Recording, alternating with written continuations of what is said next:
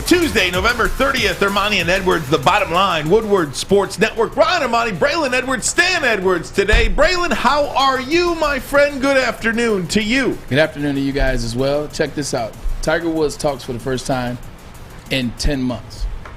The Detroit Tigers signed their second largest free agent acquisition in Tigers history.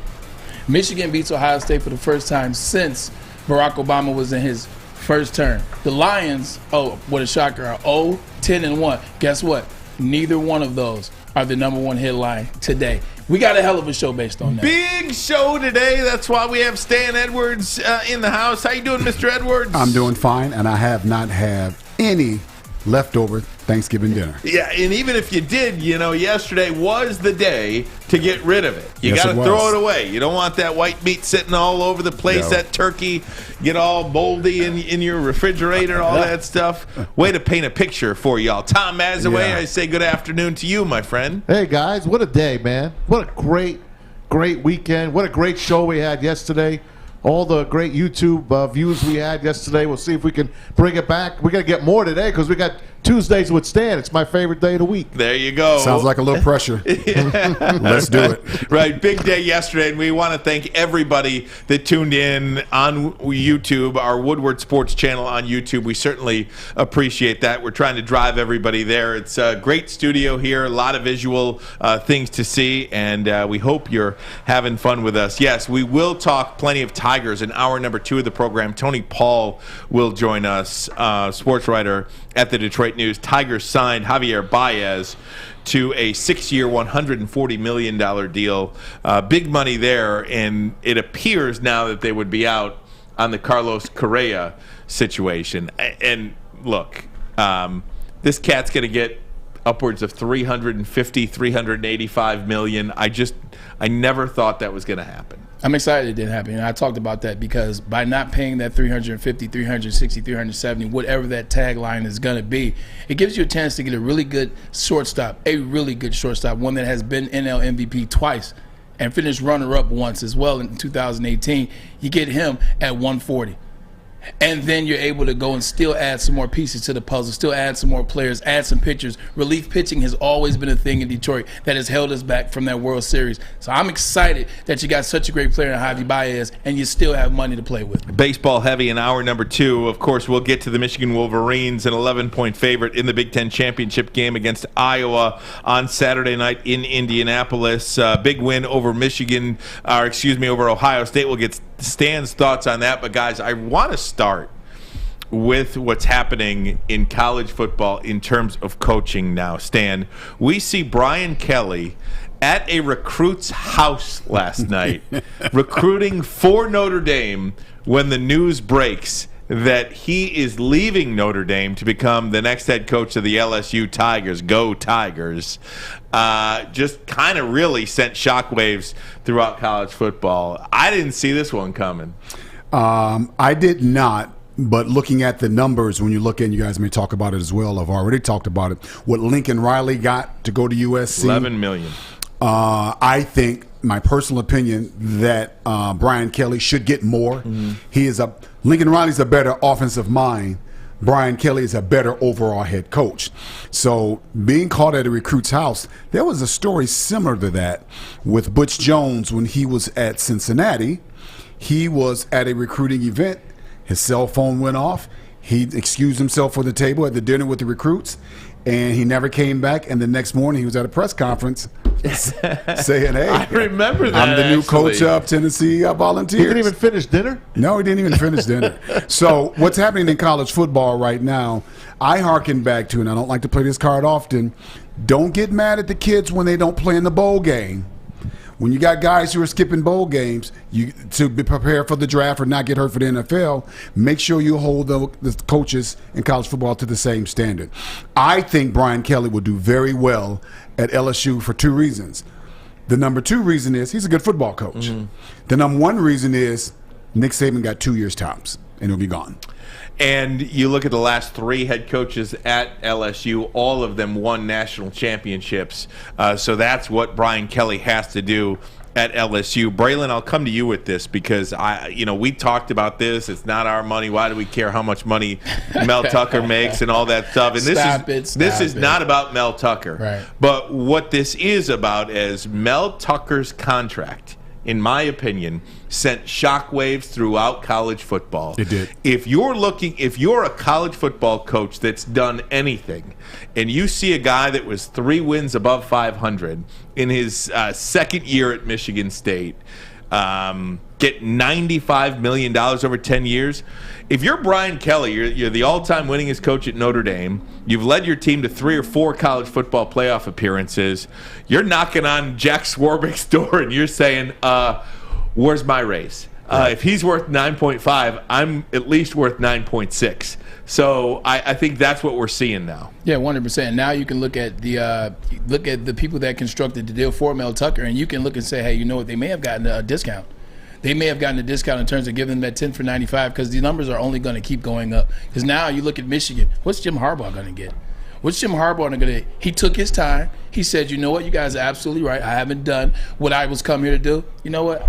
Just to stay at my alma mater, I'll take the pay cut because you know what? I believe in what I'm going to do. And he's done what he believes he's done. What's his salary going to be? And the list just keeps going up and up and up. And it's not going to be where it's some type of salary cap or some type of where you can cap it where, okay, we're at 12. 12 is a cap. You can't put anybody above 12. You can't put anybody above 11. Shoot, Michigan could pay Jim Harbaugh $15 million if they wanted to. So now you look at Mel Tucker. And that's the rumor, by the way. Yeah. I don't want to say rumor. I mean, Brian Kelly got 10 for 9 years at $95 million, 10 years, $95 million, but it's upwards of $15 million a year he stands to make at LSU. So we'll get into the whys in terms of why Brian Kelly left Notre Dame. We'll get into why Lincoln Riley left Oklahoma ultimately. We'll get into that. But the one thing that bothers me is this. I was listening to ESPN, okay?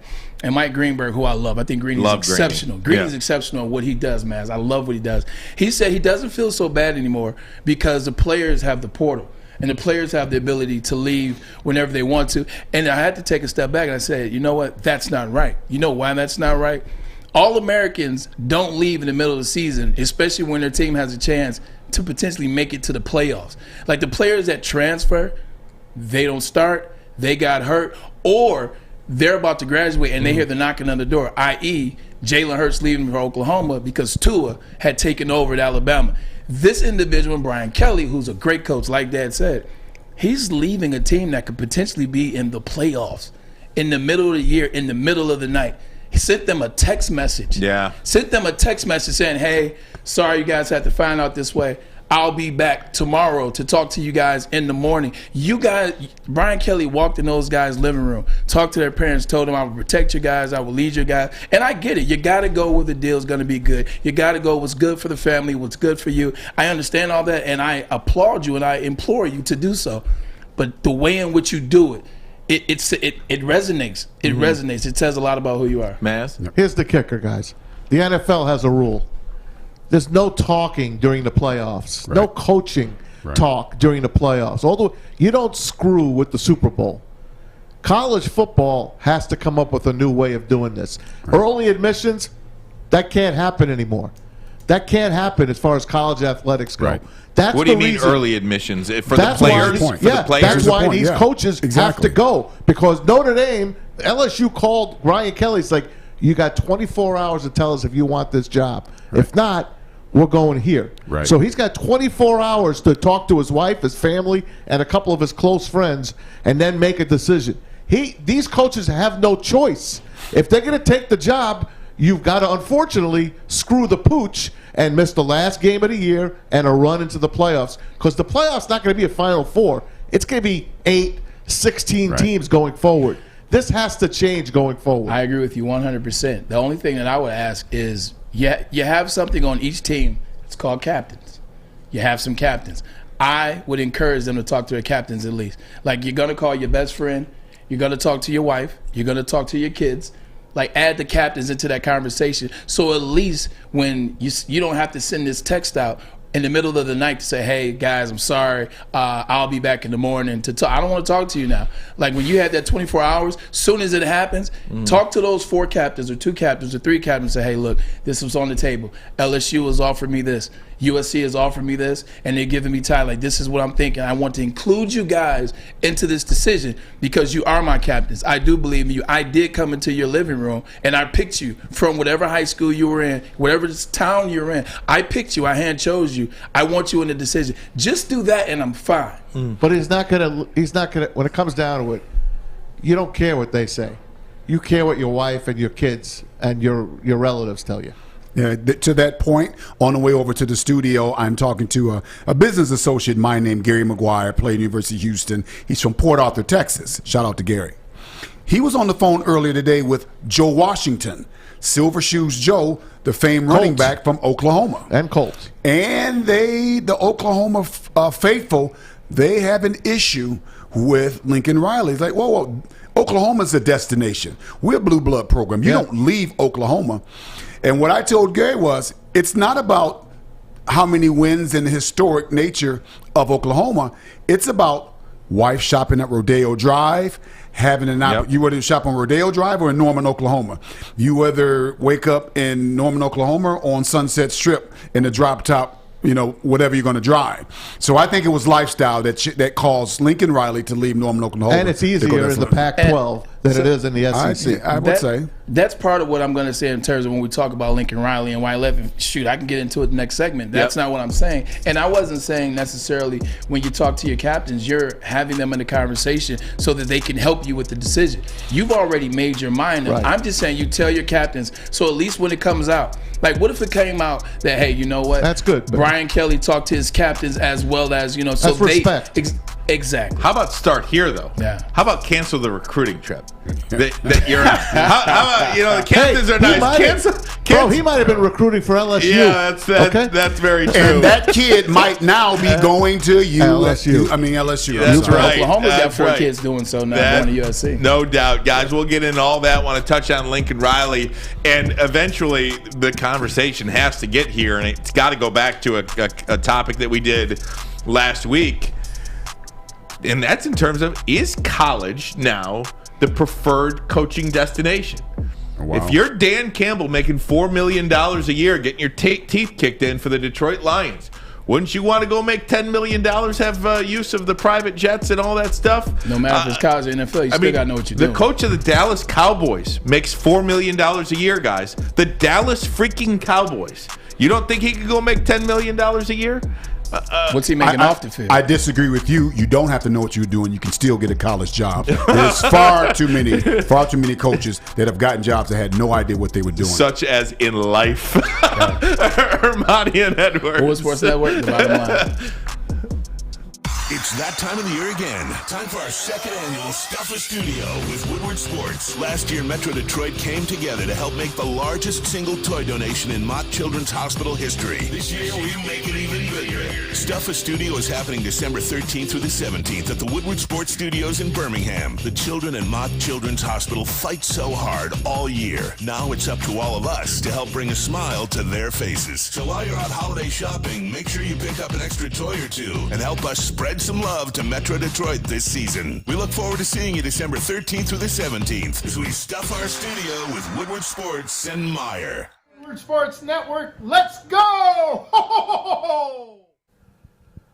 Hey, everybody, it's Maz from MyBookie.ag, and that's our studio sponsor and the place I put all my sports wagers in. Hopefully you got in last night when they had the buy one, get one free on the Monday Night Football. If you bet last night's Monday night game, they're giving you a free $100 bet for next Monday night. If you missed out on it, that's all right. We got plenty of stuff coming on. You got the NBA, NHL. We got some action coming up as well. Full slate of college football, and, of course, the NFL on Thursday nights coming up. So you can get all your action in on MyBookie.ag, MyBookie.com as well. Use the promo code Woodward if you're a first-timer, because what you put in, you get back all the way up to $1,000. They double your first deposit all the way up to $1,000. That's your money to do what you want with it. So it's mybookie.ag right here on Woodward Sports. Use Woodward as your promo code. Bet anything, anywhere, anytime at MyBookie. 1-800-270-7117. That's the number if you need a little help with your problem gambling. Woodward Sports Network, Ryan Armani, Braylon Edwards, Stan Edwards, Tom Mazaway with you. We've got Fish and Alex Mayer as well. Yeah. Guys, just talking about this college coaching carousel now. I don't think Lincoln Riley was ever long for Oklahoma, but Braylon, he does go to USC, and the details of this deal are just flat out sick. Let's put him up on the screen right now. So Lincoln Riley's USC contract, $110 million over 10 years, so $11 million a year. USC buying both of his homes in Norman for $500,000 over the asking price, so that's a $1 million bonus. Buying him a $6 million home in L.A. for him and his lovely wife. That's a shack. In L.A. it might be. Unlimited use of a private jet for his family. 24 hours a day, 7 days a week. Does he have a helicopter to take him to practice? Good. Hey, check out how he got off the plane today. Alex, play that video. This is Lincoln Riley and his family getting off and staying. You'll have to tell me what kind of jet this is. Oh, that's a 6 there. That's a 6. That's a 6. That's a 6. Look at that. You see how big those steps are? Yeah. See how wide the door is? That's a 6. Oh man, look at that. Hey, Dad, I want to go to back to Oklahoma see my friends. All right, Say kid. no more. Call up Say the no private more. jet. Go ahead, kids. Yeah, I don't That's have amazing. a problem with, and now we can talk about the whys. I don't have a problem with either one of these coaches leaving their respective schools, respective huge traditions, to go to respective huge traditions. And since we're looking at Lincoln Riley, we'll start there. Lincoln Riley didn't want to be Bob Stoops. That's one. Right. He didn't want to be Bob Stoops. And what I mean by that, Bob Stoops couldn't win the big game in Oklahoma. So far, Lincoln Riley can't win the big game in Oklahoma. Bob Stoops is a great coach. Lincoln Riley so far has proven that he's on the way to be a great coach. No one knows outside of the sports world, not outside of the real college football world, the real analyst world, who Bob Stoops is. Because he was in Oklahoma, because he was buried in Norman, Oklahoma. Lincoln Riley doesn't want that. Lincoln Riley is young. He's 38 years old. Actually, he's born after me. So Lincoln Riley is younger than I am. September 5th, 1983 is Lincoln Riley. He stands to coach two of the most traditional powerhouses in college football history before the day he turns 39, which means he can do whatever he wants after that. He can go to the NFL. He can go to another college coach. He has a lot of time. Also, going to USC, leaving Oklahoma. Where's Oklahoma and Texas going in a year and a half?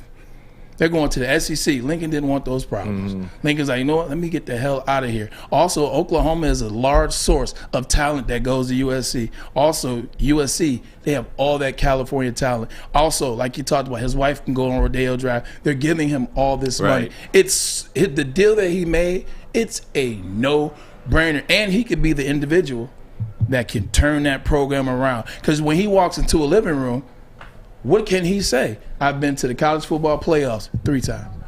I've had 2 Heisman Trophy winners, Baker Mayfield and Kyler Murray. When you say that to parents nowadays, that's what they care about. They care about the individuality. They care about the college football playoffs, because those things lead to what? Lead to the NFL. He can be the individual that turns USC around. That's why he went, and I have no problem with it, because he's absolutely correct. You know who could be the big loser in this? Up-and-coming defensive, offensive coordinators, or the group of 5 coaches. Because we're assuming that he's going to be successful out there. Good point. We're assuming that he's going to go out there and he's going to be in the Final Four every other year. He's going to have a Heisman quarterback every other year. He may go out there and fail. And if he does, you're going to see a lot of schools and boosters pulling back on, well, wait a minute now. I don't know if we want to pay this kind of money again, because we did not get an ROI on this one. Is this going in the right direction? Braylon, you mentioned question in the first segment. What's Jim Harbaugh going to get now? Right. Stan, is it incumbent upon Michigan boosters, Stephen Ross, or Al Glick, or Fred Wilpon? Insert billionaire here. Insert billionaire here to my friend Sam Zell. Go ahead. Sam Zell. Yeah, I mean, do you have to go to these guys and say, hey, if we want to keep Jim here, we got to pony up. At least get him to 10. At least he's got to make more money than Mel Tucker if he goes out there and gets to a national championship game and, heaven forbid, wins it. Here's the good news for Jim. He doesn't have to say a word. It's going to automatically come on a silver platter. Yeah. He's got to decide where he is in his career, if he wants to go ahead and finish in Ann Arbor, or does he want to finish coaching on Sunday. And if it looks like he gets one of those deals to finish his career in Ann Arbor, I guarantee you he have an out to go on Sunday because something may change there as well. There is something to be said, though, for respect. Right? Like, Jim Harbaugh can love Michigan all he wants. Right. But you can't pay the guy $5 million to be there anymore. No, you can't. Like, that's just that's a disrespect. I love Michigan too, but if you paid me what I felt I was worth to go coach somewhere else, I would do that. Right. Yeah. And you have Jim Harbaugh making smart decisions. Like, Jim Harbaugh is benefiting from all this. And obviously, let's say he wins the national championship, you heard what he said he's going to do.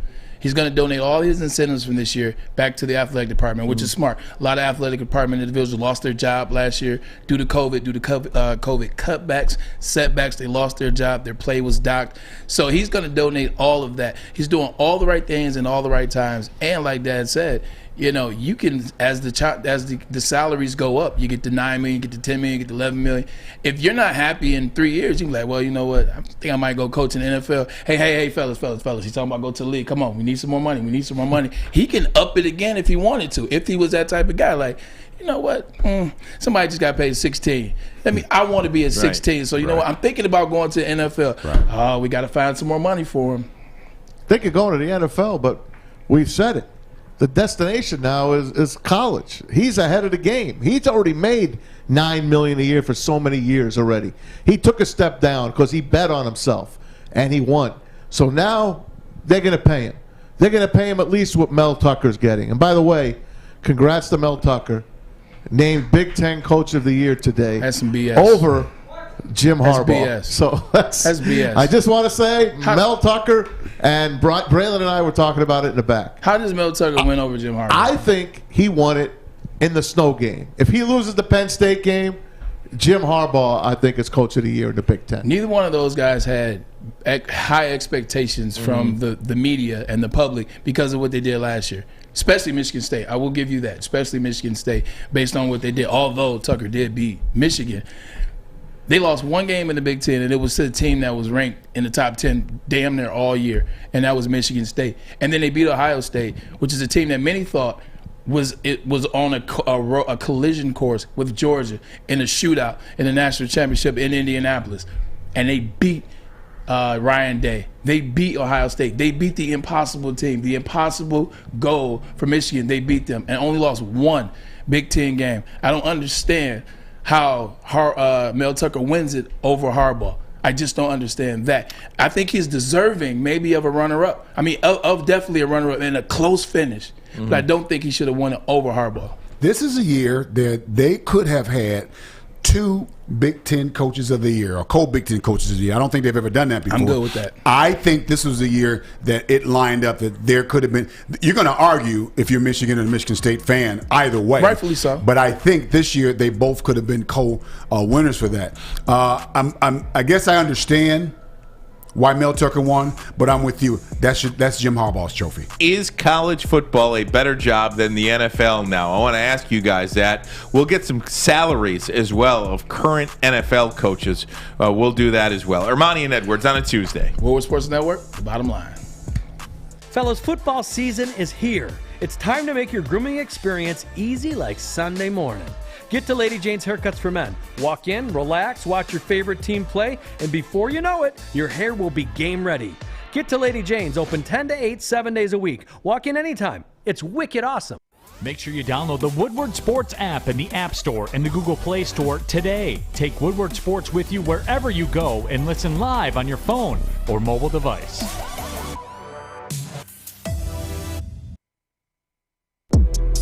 Woodward Sports Network. We certainly appreciate everybody watching on YouTube, listening to us anywhere you listen to your podcast. Tell a friend about us. Woodward Sports Network, 15,500 plus subscribers on YouTube. We'll try to drive that number up. If you like what you hear, of course, hit that like button, hit that subscribe button. We're going to talk some Tigers baseball coming up in the 3 o'clock hour. Tony Paul from the Detroit News will join us. The Tigers signed Javier Baez today, shortstop previously of the Chicago Cubs in the New York Mets. So we'll talk to Tony Paul about that in the 3 o'clock hour. I want to ask you guys a legitimate question, and that is coaching in college more intriguing now than coaching the NFL? Braylon, you just said, and a couple other people have said, well, if you don't pay me, I'm going to threaten to go to the NFL, essentially, right. Paraphrasing. Now it's, what are you threatening? Go to the NFL. They're going to pay you less. There's only 4 or 5 coaches in the NFL that make north of $8 million. Only 5 of them. And you're going to get fired probably within the first 3 years if you're not good. You've got Bill Belichick making $12.5 million. You've got Urban Meyer making $12 million.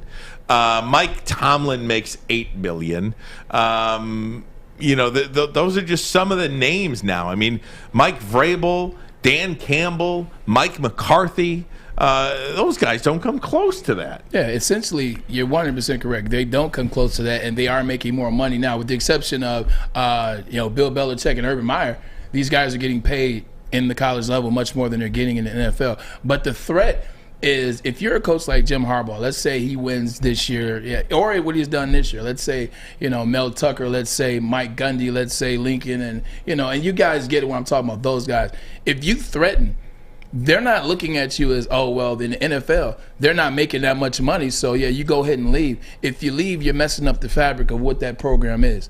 Like, the threat is just messing up that fabric. Like, if Nick Saban threatens to leave, look at the fabric that he's leaving behind. Look at the fabric they stand to lose. If you're Lincoln Riley at Oklahoma, who's no longer at Oklahoma, but look at that Brian Kelly when he was at Notre Dame. If you're threatening, you're like, oh, well, he's messing up the fabric. Where do we go from here? The infamous catches that you always ask about Harbaugh. If you move from Harbaugh, where do you go? That's the threat. Well, for me, just talking about that graphic for a second, Matt Rule has absolutely no business being on that list. That is what it is. College for me, is by far the better job, and you kind of touched on it, Maz. First of all, you're going to get all kinds of opportunities because you only get players so often. They got to leave you. So you can't have an all-pro or future Hall of Famer on your team 5, 6, 7, 8, 10 years, a great quarterback on your team. You got to continue to recycle, and so they get the benefit of the doubt when they don't have a great recruiting class, or when you don't have certain things, or you don't line up. I got a good quarterback, I don't have a good defense. I got a good defense, I don't have a good quarterback. If you allow me in it, guys typically will get, unless they're just stinking up the program, they will get 4 to 6 years in college before they turn over into good programs. But you mentioned Matt Rule, Stan. Look at Matt Rule. I mean, this is a guy that feels like he's in no man's land right now, because in the NFL, you can't go recruit a quarterback. No, you can't. They thought they might have had a deal with Matthew Stafford and the Lions, and probably had maybe a little bit better of a trade offer, essentially, than the Detroit Lions. But then you get stuck with Sam Darnold, and then you got Cam Newton, who you benched last week, by the way. Rightfully so. And this season's over for them. Christian McCaffrey's done. Who you drafting at quarterback? Where are you going at quarterback? I mean, Matt Rule, how long is he going to be there with no quarterback? I saw a graphic, Dan. This will take 2 seconds. The Carolina Panthers are paying the replacement for Cam Newton. They're playing the replacement for the replacement of Cam Newton, and now they're paying the replacement of Cam Newton, the replacement of the replacement of Cam Newton, and oh, by the way, Cam Newton again.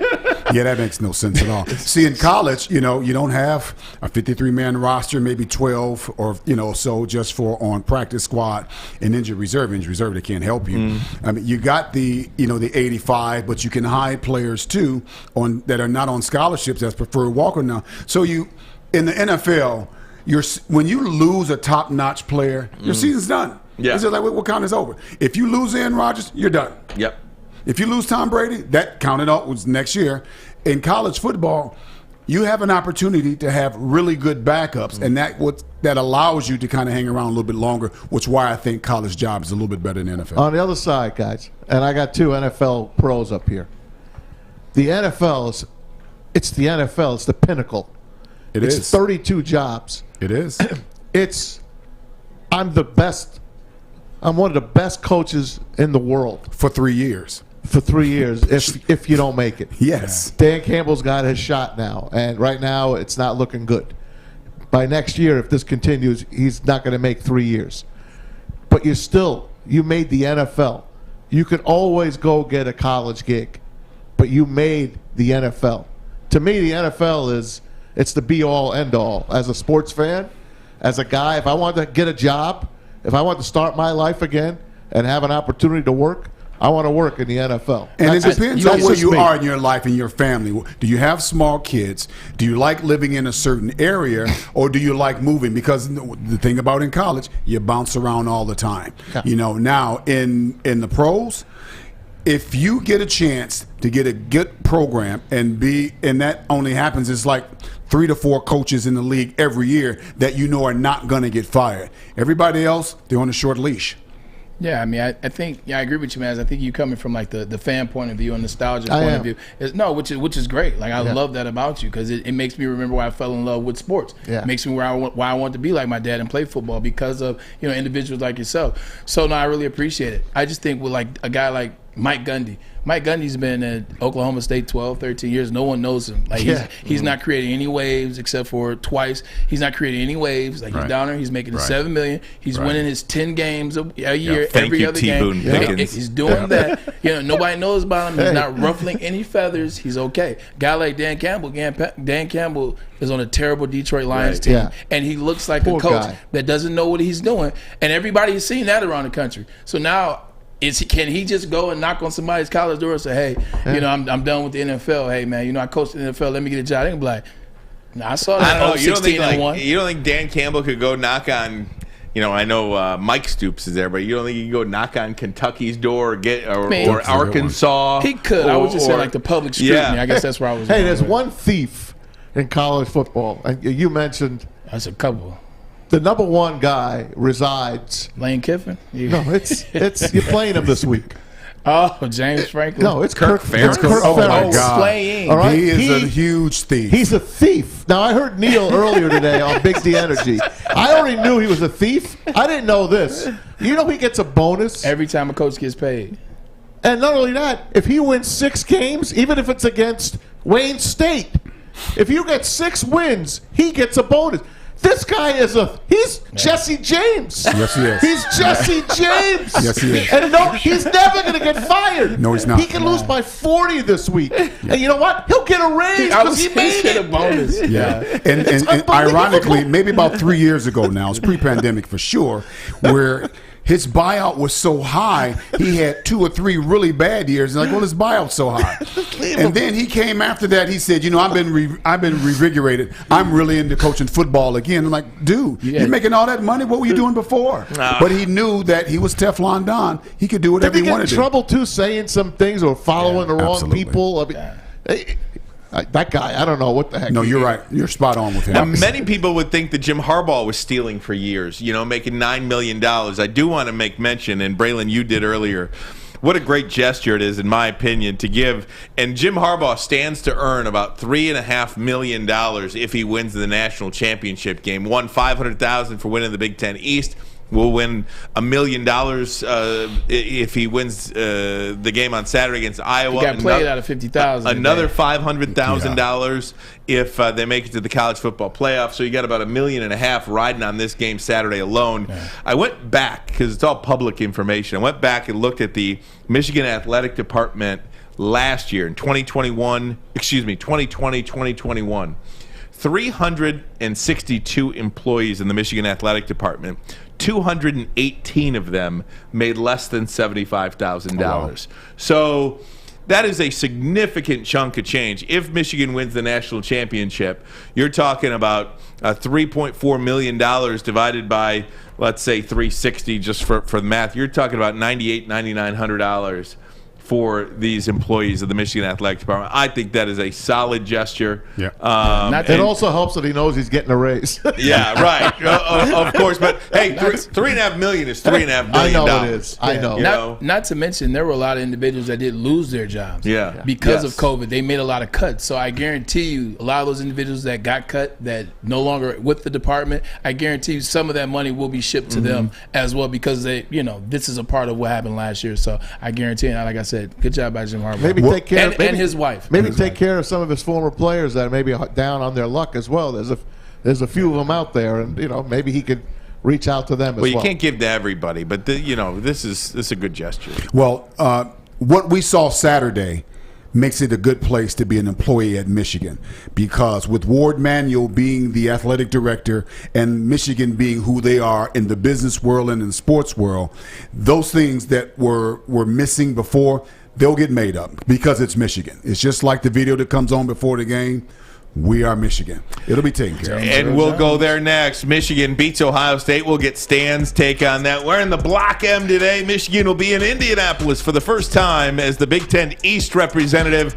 They'll play Iowa for the Big Ten Championship on Saturday on Fox. We'll get Stan's take on that. Armani and Edwards. Woodward Sports Network, the bottom line. Tony is a third-generation logger that has a simple, practical approach to life and work. That's why his Coast DX342 knife is perfect for him. The stainless steel blade is rust resistant and made for all-weather use. And the double roll-lock safety ensures that it will never inadvertently close when he doesn't want it to. That's why Coast is trusted tough. Follow us everywhere. Just search Woodward Sports on YouTube, Facebook, Twitter, Twitch, IG, and more. Want to find out how you can start a career in an industry that is always essential? That's right. I'm talking about the heating and cooling industry. Visit northwesterntech.edu right now, where you can find out how you can make $77,000 out the gate. I don't know about you, but that sounds like a good chunk of change, especially right now, the climate going on in the country. Visit northwesterntech.edu. So it was an absolutely dominating performance on Saturday. Michigan beat Ohio State, pounded Ohio State. 42-27 was the final stand. We talked a lot about this yesterday, but I want to give you an opportunity to share your thoughts on this game. Just your big picture takeaway from the game, and then how'd they get it done? Well, a few things. One, I don't know if I quite agree with you that it was a dominant game, because I was always concerned when C.J. Stroud went under center. I'm like, they can score pretty quickly here, and they've done it before in the past, so I wasn't really sure. But I noticed, last week before the game, there was a lot of conversation with everybody, even around the country, what's going to happen in this game, what Michigan's got to do to win the game. Is it going to be a close game? Can Michigan win the game if it's under 40? Those kind of things. It'll have to be in 20 to have a shot. If it goes over 50, Michigan has no chance. And I always thought, whatever the score and the outcome is going to be of this game, I'm going to say, yeah, I can see how that happened. I absolutely did not see this game. Yeah. I had no idea that Michigan was going to play the way they played and be as physical as they were and really oppose their will, and a lot of times in the game over and over again. Anytime Ohio State tried to make a run and come back, Michigan would oppose their will. So I thought it was very, very different than I even thought that the game could be won. What was interesting to me, though, and I think arrogantly so, that Ohio State decided to single block Aiden Hutchinson and David Ajabo for the entire game. Yeah. Now, when you go back, if you remember the game in 2018, when they put, was that the 56 or 62 game? I don't remember. They single blocked Chase Winovich and Rashawn Gary the entire game. Nobody mentioned anything about that. They must have thought that they could do the same thing with Aiden Hutchinson and David Ajabo. No. And I thought after a while, at least after halftime, I said, they're going to start chipping, Aiden with a back or something. Not only he only had 3 sacks. He had a number of hits on C.J. Stroud as well, and they never helped those poor guys. People think that they were all of those, that Michigan Stadium was the loudest. It's the loudest I've heard it, but I've heard much louder. Yeah. And so everyone thought that all those false starts were because how loud Michigan State. No. Those false starts became because those tackles were so sick of getting beat by Ajabo and Hutchinson that they were flinching all the time. There were about 3 or 4 false starts, I don't know. And you look at all the holding calls they had. So I was really shocked that Ohio State, didn't do something to slow down our pass rush. Stan, did you see the text that Jim Harbaugh got from John Madden? I did not. John Madden texted Jim Harbaugh and said it's the greatest offensive line performance he's ever seen.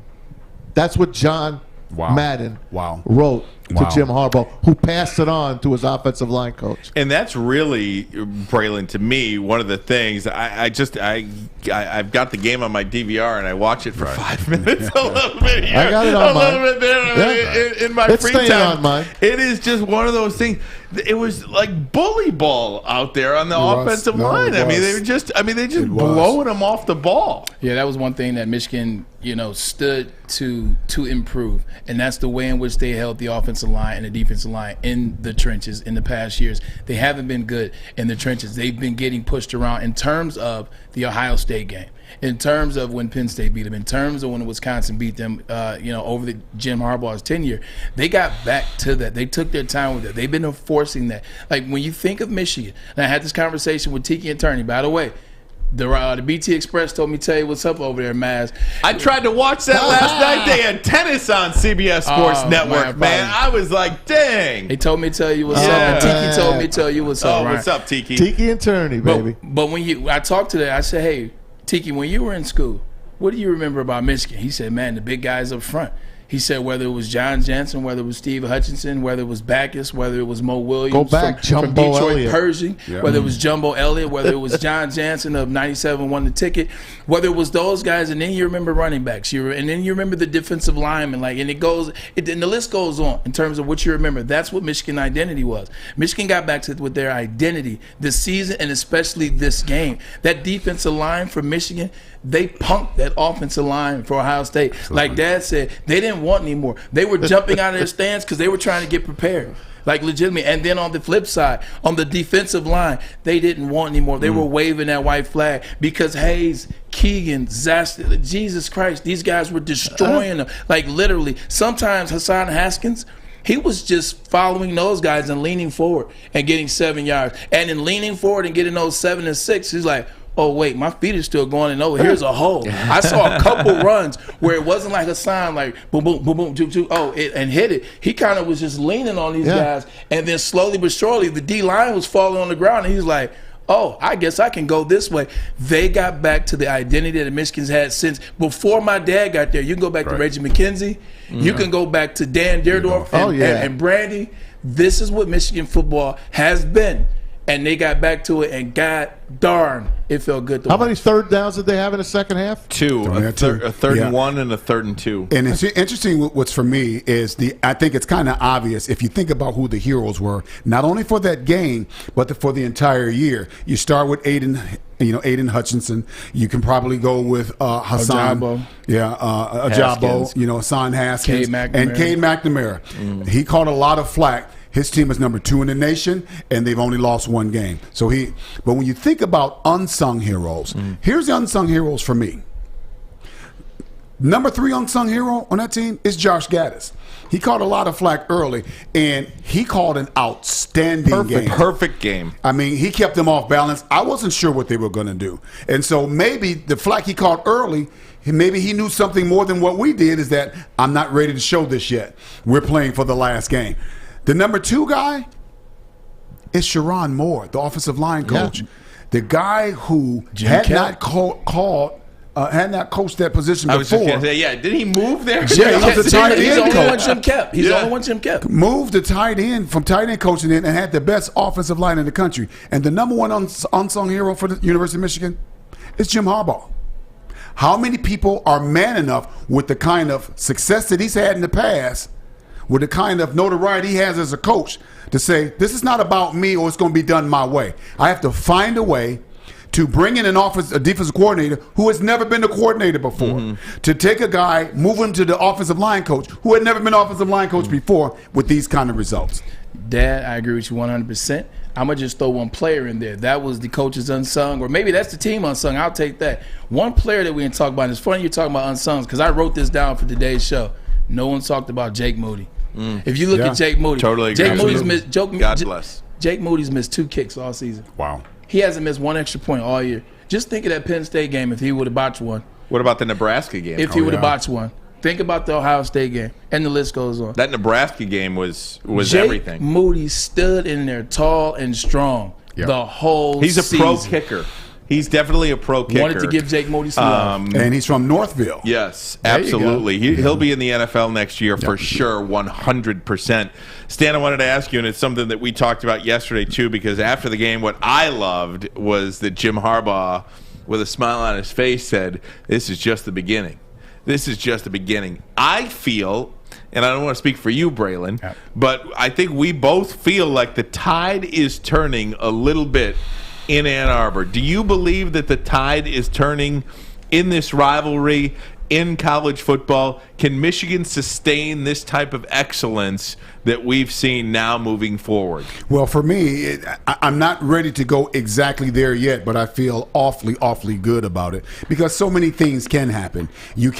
Now, we got a good situation with the quarterbacks now.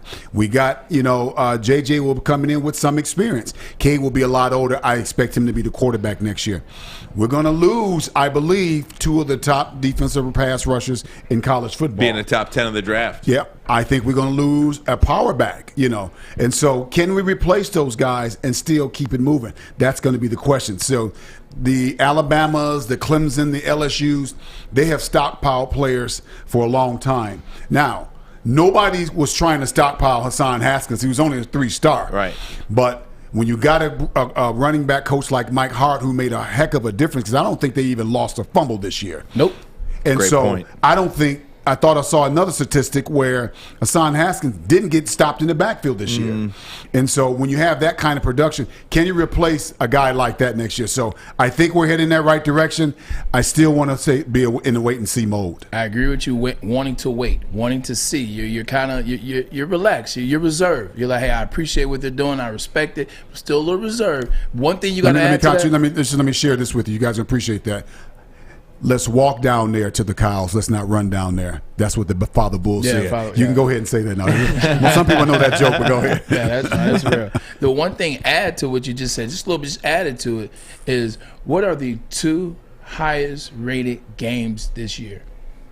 Michigan and Michigan State and Michigan Ohio State. If you go third, if you want to do the 3, it's Michigan and Penn State. Wow. It's Michigan Penn State. Yeah. So they got the 3 highest rated national games this year. You know how you add to what you've been doing. You know how you stockpile like Clemson and Ohio State and Alabama and Georgia have done for the past, with the exception of Clemson falling off this year. You know how you add to that? You get national greatness.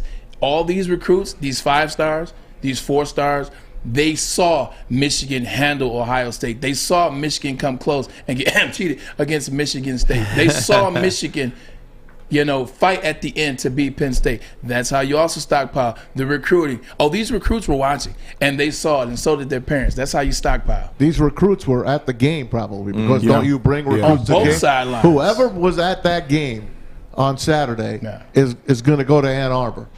I could tell you that right now. And you know when Ohio State was defeated? Yeah. I watched halftime when they were going in the tunnel. Yep.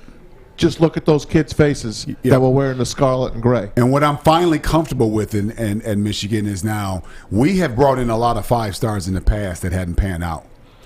I think this is a staff that's going to develop players. Mm-hmm. So if you're a true 5-star, you're going to leave here as a first rounder if you're coming here with the right mindset, because this is a great coaching, not a good coaching staff, a great coaching staff. So we should look good going forward. All you got to do is look at Donovan Edwards from beginning to end of the season, how he's developed. My goodness. That kid is a stud. Absolutely. Guys, continue on with the Michigan Wolverines. What does this mean? What do you like this week? College football playoff comes out tonight. Where do you anticipate Michigan to be, 2 or 3?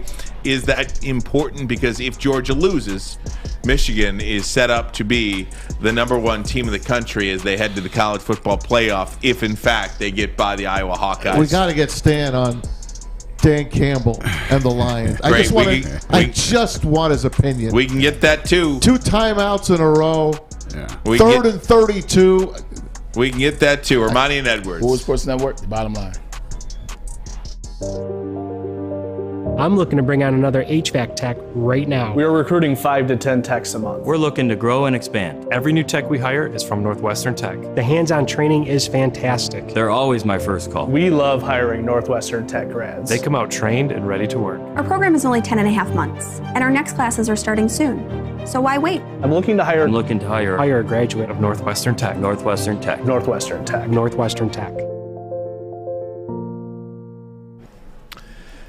Hey guys, want to let you know about Lady Jane's Haircuts for Men. Fellas, it's game day every day. You going on a date tonight? Come on into Lady Jane's. Want to take your wife out, and come home from work, impress her a little bit? You want to look good? Get that hair did. Go ahead and do it. Walk on in. It's a 3-step process. All you got to do, walk in the door, you sign in, you sit down, and before you know it, you are handsome and clean. Ooh, my goodness. Look at you. Open 7 days a week, 10 to 8. It's wicked awesome. Wicked awesome. There you go. From a distance, too. Yeah, that's right. Hey, we're talking college football. We'll get to Dan Campbell and some Lions talk, get Stan's thoughts on that. But college football playoff comes out tonight. We all anticipate Michigan will be number 2 in the country when that comes out, do we not? I think Michigan will be number 2 because they don't want Cincinnati to get in. Because if Michigan's number 2, I'm not so sure if Georgia loses that they go beyond 4. Yep. That's the key. If if Georgia loses to Alabama, then both those 2 teams stay down. Now Michigan's 3 and Georgia loses. Now that gets a little quirky because you're not going to move Michigan out. Mm-hmm. And so that's why I think Michigan will go 2. I think Alabama will stay at 3 with Cincinnati at 4. So the voters are protected by having Michigan 2, and if Alabama just happens to lose, if Georgia just happens to lose to Alabama, they will go to 4, push Cincinnati out, move Notre Dame up, and keep Alabama and move Alabama at 3. No, Notre Dame, please. Hey, the AP already has it right. We talked about this yesterday. AP finally has it right for the first time. Georgia's 1, Michigan's 2. Cincinnati's 3 and Alabama's 4. Now, what you're gonna see, because of how Alabama played Auburn and because of the loss against Texas A&M and etc., there's a bunch of other reasons. But what you're gonna see is what's interesting is if Alabama beats Georgia, Alabama won't go to 1. Michigan will push to 1, and they'll put Georgia at 4, and they'll put Alabama 2 because they don't want those 2 teams to play against each other. And that's what they're setting up. Cincinnati's gonna get in. I think the time for them to lose is past. You can't have Notre Dame get in because Notre Dame hasn't beat a team that's ranked because Wisconsin's not going to be ranked anymore. So they're one win against a ranked opponent. They're no longer ranked, and then they don't play a conference championship. But if Cincy loses to Houston, that opens a spot. Hopefully Oklahoma State will win, and they can move up, not Notre Dame. Notre Dame should not move up. There's going to be some chaos this week. There is going to be some chaos. It's Georgia, Michigan, Oklahoma State, Cincinnati. One of those teams is losing. One of them is losing. Not going to be some clean sweep. Oklahoma State could lose, and then you're good. I do feel like it is, and I'd love to see Notre Dame in the playoff because there's no better. You want to talk about the most watched college football playoff game of all time? How about Michigan Notre Dame? Listen, they're not getting in anymore. Now that Kelly's gone, Notre Dame's out. What do you mean they're out? They're out. If Oklahoma State and Cincinnati lose, they're out. You think this group of guys and women that are looking at this are going to move Notre Dame up? Now they don't even have a coach. They might not have a choice. If Oklahoma State loses, they don't have a choice. Is what Ryan's saying. If Alabama loses, and I know we're doing a lot of ifs, but there is a path for Notre Dame. Alabama loses to Georgia. They're a touchdown underdog, by the way. Cincinnati, again, look out for the Houston, whatever they are. Cougars. The Cougars. The Houston Cougars are a good football team. I'm not, good offense. That line is only about 10 points. That's not insurmountable. And also, Oklahoma State. They just beat Oklahoma for the first time in, 8 years or something like that? Who do they get next? They get Baylor. Who's right behind them. For his basketball, I'd bet on Baylor, not on football. There is a path for Notre Dame. That's all I'm saying. If Cincinnati stays at 4 after tonight, the fix is in. Because they just need to move in one spot based on the winner loser between Georgia and Alabama. We have not talked about the Detroit Lions since Thursday. Wow. Not sure it's even worth talking about the Detroit Lions, but Dan Campbell, we've talked about it before, has not gotten better, in my opinion. He's gotten worse. He has gotten worse. And they gave up another game where they, less than 20. You got to win the football game, man. Matt Nagy is 7-1 against you, and under 500 against everybody else. He's getting fired. Here's the question that we have not talked about all. Here's the two things that we haven't talked about all year. As whenever we bring up Dan Campbell, whenever we bring up the Detroit Lions, this is something that we haven't brought up. One is Brad Holmes didn't hire Dan Campbell. Dan Campbell got hired before Brad Holmes. Exactly. So they're not on the same team. I'm not saying they're not on the same page. They're not on the same team. It was Campbell, then Brad Holmes. Let's start there. Second thing is, what were Dan Campbell's qualifications before we hired him? We have not talked about that. I looked them up. When he was the tight ends coach for the Miami Dolphins for 5 years, and then inadvertently the interim head coach for a couple games one season, the Dolphins sucked. The Dolphins sucked when he was there. And he was just a tight ends coach. Then he goes to the Saints, where he's, once again, the tight ends coach and associate head coach, which is a BS title. Associate head coach, tight ends coach again, right? And then he comes here. Florida just hired Billy Napier. Florida just hired Billy Napier from Louisiana Tech, right?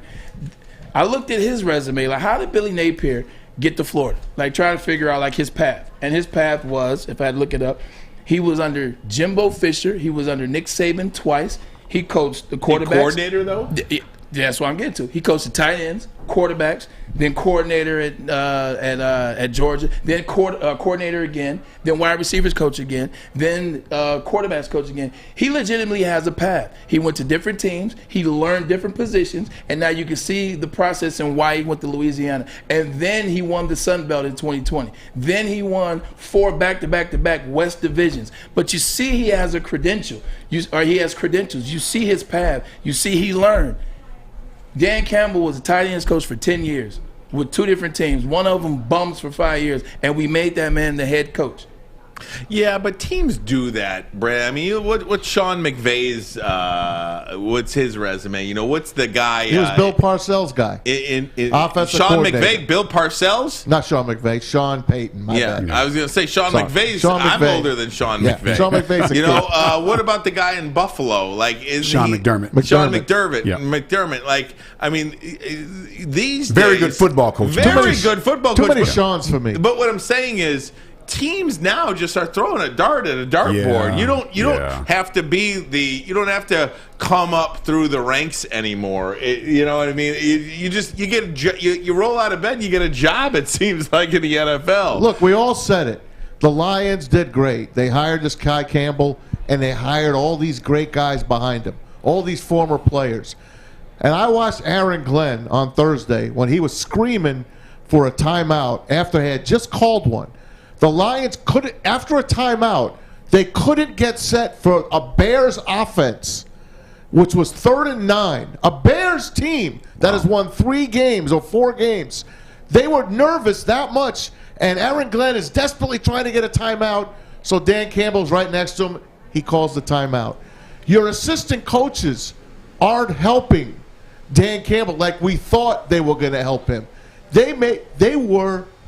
Joe Buck and Troy Aikman, they laughed all Thursday. They laughed. Here are Sean McVay's qualifications, since you asked. In 2008, he was offensive assistant for the Tampa Bay Buccaneers, okay? In 2010, he was offensive assistant for the Washington Redskins. 2011 to 13, he was the tight ends coach. 2014 to 16, he was the offensive coordinator. He went through the ranks. Okay, maybe he wasn't the best example, but I just don't think you have to be a coordinator. Joe Judge was a special teams coordinator. You know what I mean? But that's still a coordinator. Yeah. It's still one of the 3 phases of football. Listen, I'm not trying to argue. I'm just more so saying, like, what are the qualifications? Tight ends coach, and I don't want to disrespect any tight ends coach or anything like that. It's not necessarily the hardest position to coach. Right. Well, one of the things Dan Campbell has to be awfully good at over these next 3 or 4 weeks is he has to be good at answering the same question over and over and over again and not giving the same answer. Right. So that's where his skills got to really come to the forefront now. Well, I'll tell you, the Lions should have 5 or 6 wins on the schedule. I agree. They should at this point have. Last night on Monday Night Football, there was a graphic up with 15 teams within 1 game of a playoff berth. Wow. There was 1 team in the NFC left off the graphic. You know who that team was? Wow. They reside here in the Detroit Lions. The Lions could have beaten the Bears, the Browns, the Steelers, the Vikings, and the Ravens. Absolutely. They should have 5 wins right now. And you know what? Even if you don't roll the table on those games you should have won, you can't pick off 1 or 2 of them. Right. Maybe, heaven forbid, 3 or 4 of them. That's coaching. That's on Dan Campbell. And I don't know. And his assistants. Look, if there's one assistant I would not give any pressure to right now, it's Aaron Glenn. With the exception of last week, I agree. 3 straight games now, he has gotten that defense to hold their opponent under 20 points. If you hold an opponent under 20 points in the National Football League, you have to win that football game. Yep. Period. End of story. And I agree 100%. And that's why when you talk about Dan Campbell, they've had opportunities like you illustrated there. They had 5 opportunities. Could have won 3 of those easily, correct? Aaron Glenn has helped you with the defense. Like, he's legitimately kept you in games. The biggest problem that I see is it's situational football. Like, if you want to talk about the Lions being undermanned and you know, not having enough, I get it.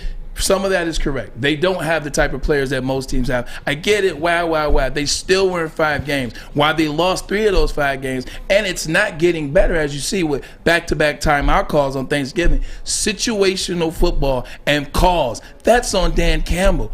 And he took over the offensive coaching position, correct? Oh, my God. He took over offensive coaching position.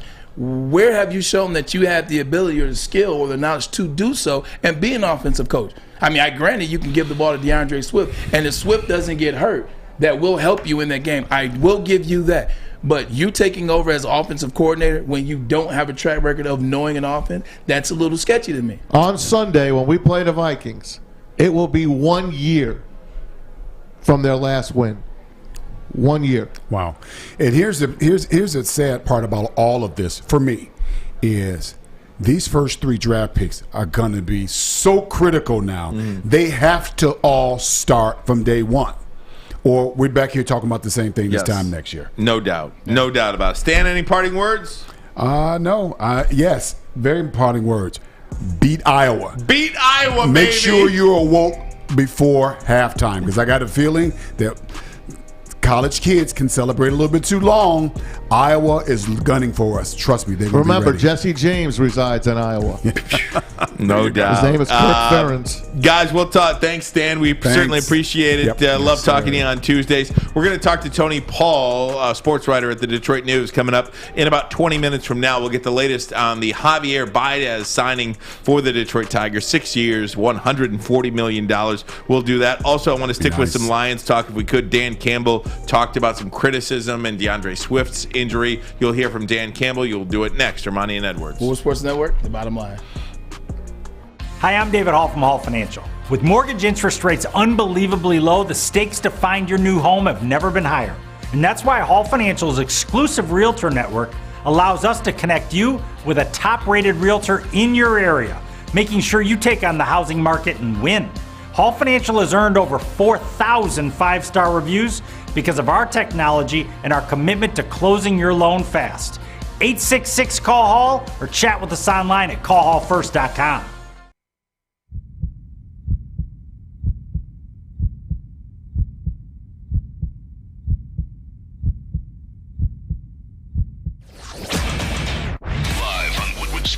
It's the Lions pregame show, covering everything you need to know for game day. Join pros and Joes as we cover our hometown Detroit Lions. Hey, everybody, it's Maz for the Folding Warehouse. That's where we're going tonight, folks. That's right. Woodward Sports Network will be invading Hamtramck and going to see Chris and Noni Hutt, the great hosts at the Folding Warehouse. What's folding? Well, it's bowling with a football. I'll let you know how good I'm good at it. I'm pretty good at bowling. I'll let you know how good I am at folding. Throw the football at the pins, knock them down, and let your other team set them all up. Sounds like fun to me. You know, you go your corporate party, you can have a private event as well. 2 ways to play: $10 unlimited open play or a private lane reservation. $120 for an hour. Make that 10 people for 2 hours. $120 for 2 hours. 10 people. They got over 100 beers in that mystery $2 beer machine. I know Ryan's going to hit that $2 mystery beer machine. They got multiple full bars. You bring the food or have it delivered in. Come get your fold on. Check them out at foldingwarehouse.com. God, guys, I gotta make mention of the breaking news today. This is just so horrific. Please, man. Just so horrific. The Oakland County Sheriff's Department said 3 students were killed and 6 others were hurt when someone started shooting inside Oxford High School on Tuesday. 3 students, 6 hurt, 1 teacher. The suspect was taken into custody and a handgun was recovered. There was 1 shooter. Sheriff said between 4 and 6 victims were reported. They're not as of 1:30, but that is old news now. There are 3 fatalities in the school shooting at Oxford High School. We certainly pray for their families and just a senseless. Come on, man. Horrific tragedy in Oakland County today here in Michigan. Yeah, it's sad, and it seems like maybe I don't even know how to comment like that. I don't know if the comment makes sense or you don't want to disrespect. It's just sad that we've gotten conditioned in this country to waiting to hear something like this every year. Like every year, it's like you're almost waiting for it, and then when it happens, you're like, it never feels good, And it started obviously with Columbine, and ever since then, it's like you get 1 a year, and every time it hurts the same. Like it feels the very first time. My heart goes out to those families of those 3 individuals that lost their lives for senseless. Ryan, was this a kid shooter? I don't have that information. Piece of crap. Fish, see if you can find out. I don't have that information. Doesn't really matter, but I'm just interested in hearing. Deputies were called. I'm just getting this information from Fox 2 right now. Deputies were called to an active shooter just before 1 o'clock. So this is just a couple of hours ago. And the suspect was taken into custody. A handgun was recovered. The Oakland County Sheriff is saying that 3 students were killed, 6 others hurt, including 1 teacher. Just, my goodness, it's hard to even fathom. You hear these things happen on the news, and you never suspect. How do you recover that as a high school, as a community like that? How do you recover as Oxford? Yeah. How do you recover from that? Just terrible. I don't even know how to proceed, after news like that, other than to say that we pray for the families of these victims, anybody involved, the entire community in Oxford. We are praying with you, and my goodness, our hearts are with you. We'll take a break. We'll come back and talk some sports. Okay, you thirsty little spin goblins. I want you to pedal into the next dimension. Spin it! Spin! Uh-oh! Carmen's falling behind. Let's give her the hiss of shame. Spin till you bleed! Don't ride the bike of shame. Come to Planet Fitness and find your own lane with tons of equipment, free fitness training, and no hissing. Join today for just $10 a month. Make sure you download the Woodward Sports app in the App Store and the Google Play Store today. Take Woodward Sports with you wherever you go and listen live on your phone or mobile device. Yeah, I'm not aware, just because I don't read that. I don't read good or bad, because I think it'll sway you one way or another if you're not careful, and neither one of them is good. I think just to stay just in where you feel, what you see, what your team tells you, what your coaches, just kind of living in this world, if you will. Now, that being said, I get plenty of, it's almost like I get the text and I get the calls, hey man, hang in there, hey, blah, blah, blah, and so it's like the more that I get, the more I know there's chatter. I know there's chatter out there. Otherwise, I wouldn't be getting all these calls out of the blue or these texts. So I know that. And look, as far as being warranted, when you don't win a game, I should be getting criticized. I don't blame anybody for that. That's the reality of it right now. I would love to be able to say there's something I can tell everybody that's going to make everybody feel better. But as you guys know, it's about winning, and we haven't done that yet. Nope. And you wonder how long Dan Campbell will be here if he doesn't win. Because, again, I think he does accept a lot of the blame here in terms of not being able to put his team over the finish line. Look, when you win, you get the credit. When you lose, you don't. And that's part of being in professional sports. You are what your record says you are. And right now, Dan Campbell is a winless football coach. I think the thing that drives the Detroit Lions fan base insane, I think the thing that drives them really crazy is the fact that it's not that we're losing. It's not that the Lions are losing, because going into the season, we understood what we had. We understood we lost Stafford. Jared Goff wasn't as good as Stafford. We understood we had a lot of young players. We understood that, we had players at positions that matter, and they weren't players that were known. We knew we were going to be understaffed and undermanned, but we knew we had hired a coach in which we thought could get the players there. We knew we had a coach that which was competent. He wanted to win games. That's what we thought. So we don't mind losing games when you look and you play a team. Let's say, you play Cincinnati.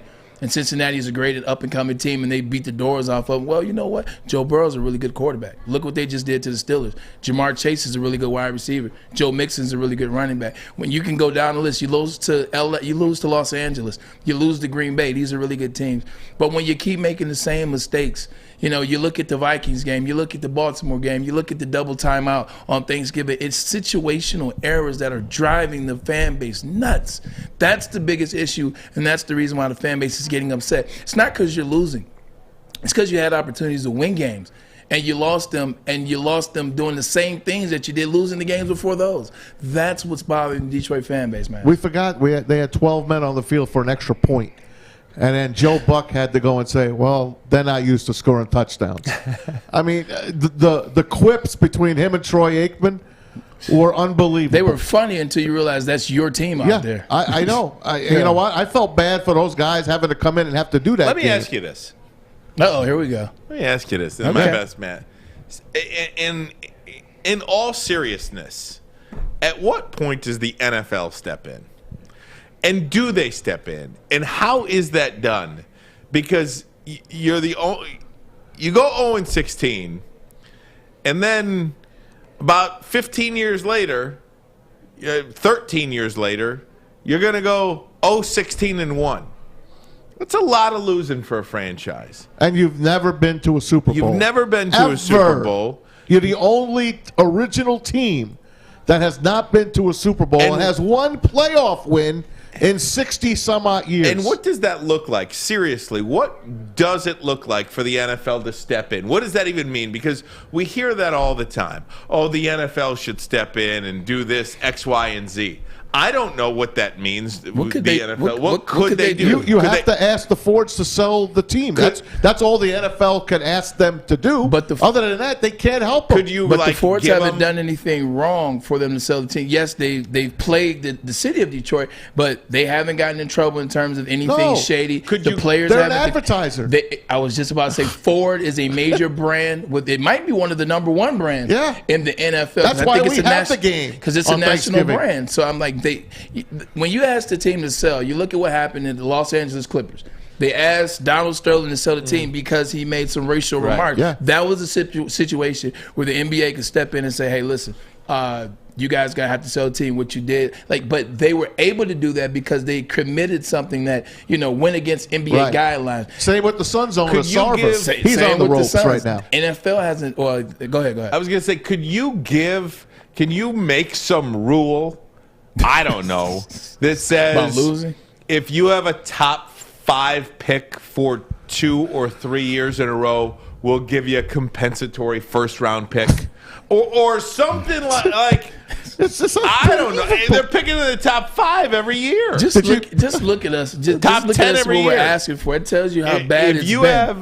This is the conversation. We're begging for first-round picks. This is like a kid's game we're talking about. It is. If you have, it's like Squid Games. If you have 2 years in a let's legitimately. If you have 3 years in a row where you're picking in the top 10, could you give me an extra first-round pick? Like a compensatory first-round pick. And I'm making stuff up here. I bet Jerry Jones would probably, let's give it to him. Go ahead. I'm throwing a dart against a wall. Like, what does it look like for the NFL to step in and help the Lions out a little bit? Do you say, you know what? This is above my pay grade. Do you say we're gonna flex you out of Thanksgiving? You can't. If you don't get this right? Now that's look at the that's stats something. look, put up the Nielsen ratings, Alex, for Thanksgiving Day. Let's put them up. I can't wait to get into this with you. They did well. For the 12:30 game, most people are eating at that time. No, they're not. Nobody's eating at 12:30. I'm just saying. I'm just trying to do something here. At 12:30 on Thanksgiving, the reason why the Detroit Lions got $26.749 million is because by that time, the uncles, the fathers, the brothers, the cousins, all men are already at whoever house is hosting, and they're not going to sit around the kitchen helping the ladies cook. What are they going to do? They're going to crack open a beer. They're going to sit on the couch, and they're not going to watch Netflix. They're not watching HBO. They're not watching Mickey on the Thanksgiving Day Parade. They're going to watch football. So those 26.679, whatever it is, those are by happenstance because men are sitting our butts down, having conversation, what's going on at the office, meanwhile doing this. That's why they're 26.7. And everybody loves football. Could the NFL say, hey, Sheila, if you don't win a game this year, Sheila, we'll give you 2 compensatory first-round picks. They're not doing it right. I'm sorry. 3? They're not.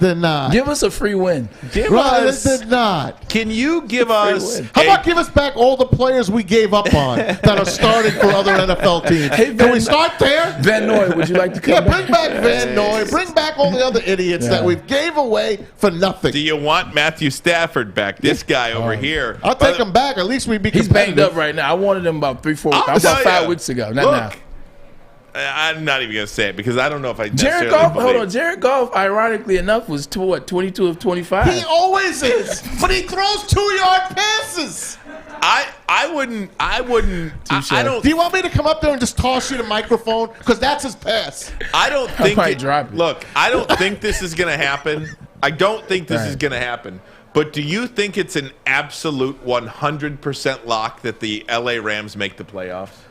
No, they're a wild card team right now. I told you, I don't think they're getting in.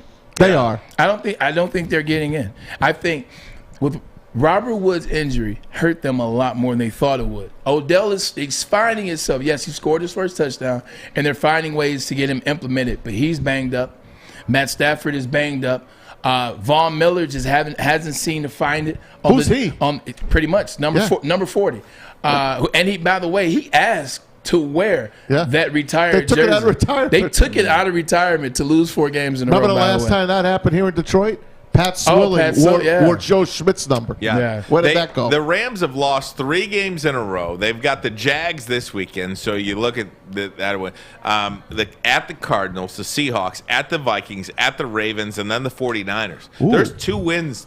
There's 2 guaranteed. Okay, there's 1 gimme win, and the Seahawks are probably a win. Yeah. But at the Cardinals, at Seahawks the Vikings, depends on how the game at starts. the Ravens, and against the 49ers, who they've already lost to, these are not gimme wins here. They're not. They're in a worse shape than we all thought they'd be. Which is great for the Detroit Lions, where you're shouting to the NFL, give me that first-round pick. Give us that number 10 pick. Yeah. Give us that 10 pick. They go 7-9 and what? 7-9, 8 and 9. 7-9 and 1. When did the Lions draft Deshaun Hand? Refresh my memory. Who? I don't remember. Deshaun Hand.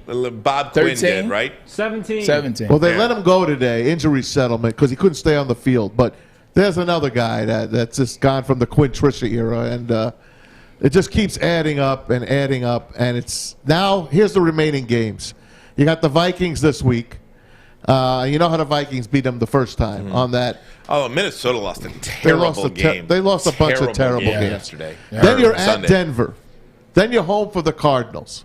Then you're at Atlanta, at Seattle, and the Packers. Now, at Seattle, at Atlanta, not so tough anymore, but they don't win on the road. Right. They're not going to win on the road. They're just not. I don't see a win. No, I don't see a win here. There's no win. The interesting thing is when we went back, when we were literally week 3 or 4, like we've had this conversation probably every week since week 4. I don't see a win, and you start pointing it out. I remember early on when we did it was like, well, you got Philly right there, and then maybe the Bears, and then maybe the Bears again, and then maybe the Falcons, and we've been doing this song and dance like since week 4, and here we are sitting in week 13 or 12 or 13. And we're doing the same dance. You know what that means? they're not going to win a game. No. It's time. It's time to wrap yourself around the concept that the Detroit Lions are going to do exactly what I said they were going to do and go 0-for. I said 0-17, and they messed around and got a tie against the Steelers. So they're going 0-16. And 1. So you're betting the under still at 1.5. 100%. Let's say it's probably 1 by now. I might even need to put some money on it for real. I might. Hey, what's the number to my bookie?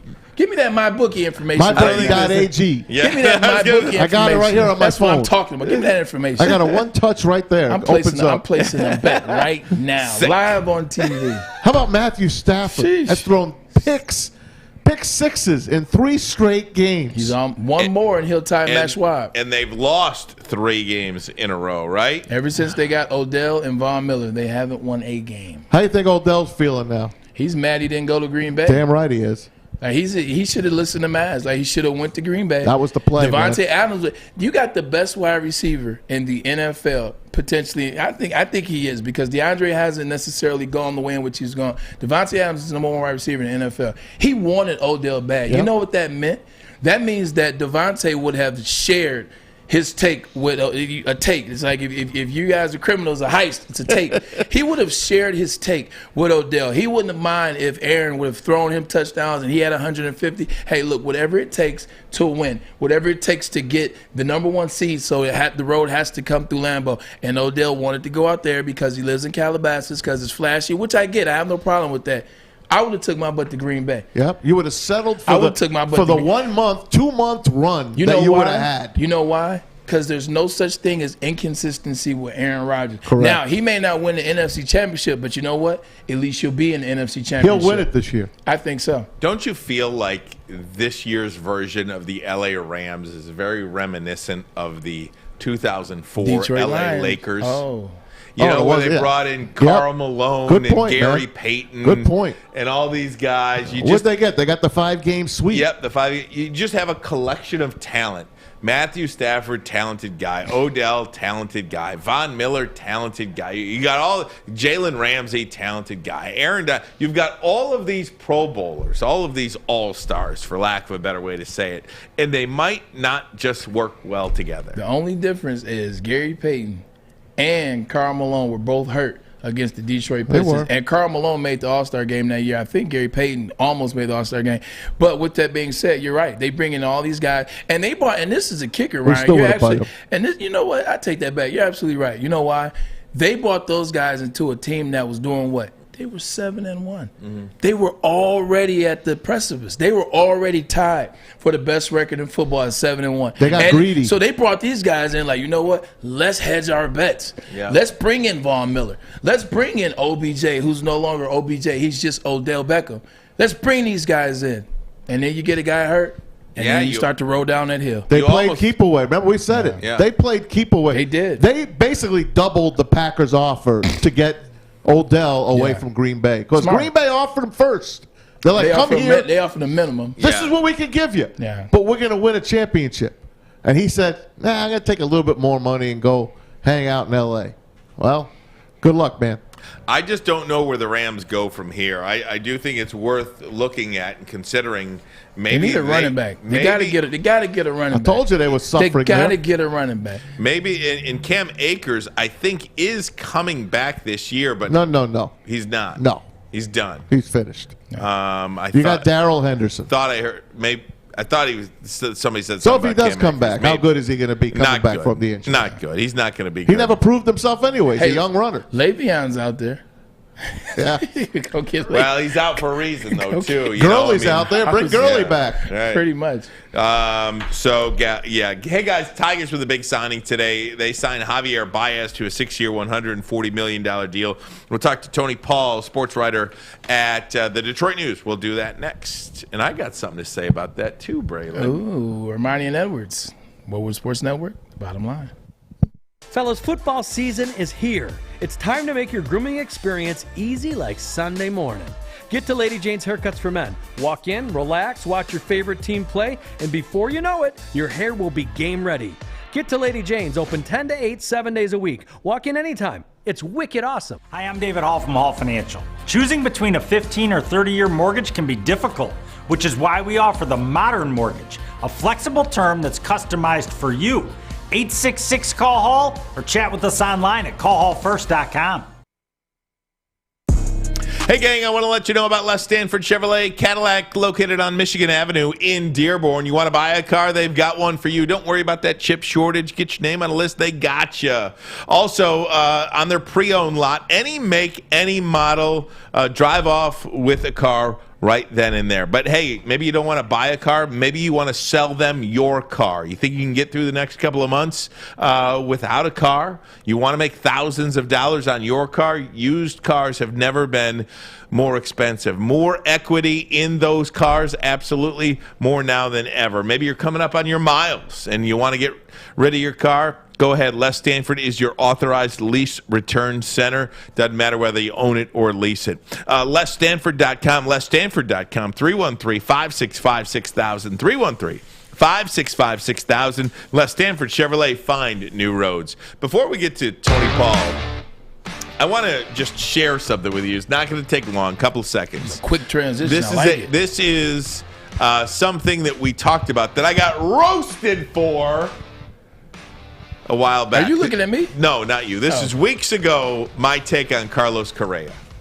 Most Tiger fans believe that Carlos Correa is an absolute shoo-in with the Detroit Tigers. Yes. I don't think he is either. The relationship, everything lines up. Tigers need a shortstop. Tigers willing to spend money. Yeah. Tigers ready to compete. Tigers have a relationship. Their manager, A.J. Hinch, used to manage them. Haven't spent money in 5 years. Haven't spent money in 5 years. There's money to spend, yada, yada, yada, yada. Because of all of that, they believe Carlos Correa is going to walk here and sign with the Detroit Tigers. I don't think that either. I do not think that Carlos Correa is going to sign here. I don't know if it's fiscally responsible. I don't know if that's going to happen. And I'm okay if it doesn't happen. They're not dropping a 10-year contract for Carlos Correa. You're going to end up signing Chris Taylor. You're going to be shut out for Simeon, Story, Seager, Correa, Baez. None of those guys are signing here. And that is So I got the Baez part wrong. But look, this... Can you hear me? Yeah. Okay. I got the Baez part wrong, but I'm telling you guys, this Carlos Correa thing was never going to happen. You're looking at a 10-year contract, upwards of $350 to $385 million. It's not over yet, man. Done. I just don't think it's going to happen. El Mago can play second base. Yeah, all right, we'll see. Hey, let's bring him in. Tony Paul, sports writer, Detroit News. Tony, how you doing, bud? Very good. You know, you just were asking if anyone can hear you. I can tell you honestly that it's never a problem. We always hear you, Brian. Shots fired. Thanks, Tony. Well, hey, Tony. Great to have you along with us here. Just first, your take from the signing today. Obviously, two-part question: the signing of Baez, 6 to 140, and then obviously there are going to be a number of fans disappointed that this Correa thing didn't happen, and we anticipate it won't happen. But just your take on those 2 points. Yeah, there's a lot of people that are disappointed that it didn't happen, and I get it. You know, look, Chris Ilitch kind of sold you that this was going to be the offseason where you went and spent big, and I guess we didn't clarify how big. The reality is, you're right. $350 million was a lot to spend on one guy, and I'm not sure that people thought that Correa's deal was going to be that. But once Corey Seager signs with the Rangers for $325. I think that pretty much paints your picture on where Correa stands. The Tigers made an offer to Correa, but it obviously wasn't for 10 years. It was in the $30 million range, but it wasn't for 10 years. So they tried. They made their best shot, and they ended up getting a pretty good shortstop. I know fans, because he's not Carlos Correa, they're down on this signing, but you have to look at it from a couple aspects. One, does he upgrade your offense? Yes, significantly. Does he upgrade your defense? Yes, significantly. And you got him for half the price and half the years that you would spend on Carlos Correa. So I like it on this one caveat: if they're not done, if they still go out, because Al Avila was asked about this at the Eduardo Rodriguez press conference. He was asked, about Correa, and he said we have multiple needs. That was after the Rodriguez signing. So if he's saying multiple needs after that, then this signing would lead you to believe that the Tigers need to go out and do more. And I think they're still going to get a pretty decent starting pitcher in addition to Rodriguez, they were in on Robbie Ray, and I think they're kind of kicking the tires at another starting pitcher. So as long as they don't stop here, if this isn't the end of the offseason, I think it's a fine signing. He's not Carlos Correa, but he's not Zach Short either. And on one radio station across town, there's a comparison being made by the host of Javier Baez to Jonathan Scope, which is just ridiculous. I mean, this guy doesn't even make sense, Tony. It doesn't even make sense. I mean, this guy's better than that. It's a huge upgrade. Huge upgrade. 100%. And you stick him into that lineup, Tony, in what, look, the strikeout rate is something that, you know, what are you going to do about, right? I mean, the guy strikes out a lot, but he does make everybody better in that lineup as well. I mean, Miguel Cabrera has not had somebody like that hitting anywhere near him for the better part of four years. No, I mean, he's a four WAR guy last year. He's a 6 WAR guy or above the years before that. If you take out the COVID season, where he was miserable, there's just no denying that he was awful in 2020. But you know, you haven't had a 6 WAR guy in Detroit since when? Like, I mean, it's been 5-6 years. So he's a huge upgrade from what they had. Yeah, if I had to choose, I'm going to take Correa. I think he's obviously a little bit better with the bat, and you know, I mean, pretty good defensively as well. But the Tigers decided that they wanted to go a different route. They wanted to go a little bit less money so that they'd have more money to spend. The one thing I've read on Twitter today that I don't understand is that people calling the Tigers cheap. And look, Chris Ilitch has committed $225 million to payroll this offseason, which is third in baseball behind the Mets and the Rangers. And again, they're probably not done. So it's a start. But again, it's just got to be a start. You know, there's still got to be probably another starting pitcher, maybe another reliever, and who knows. But if it's not the end of the offseason, I think it's a pretty good deal.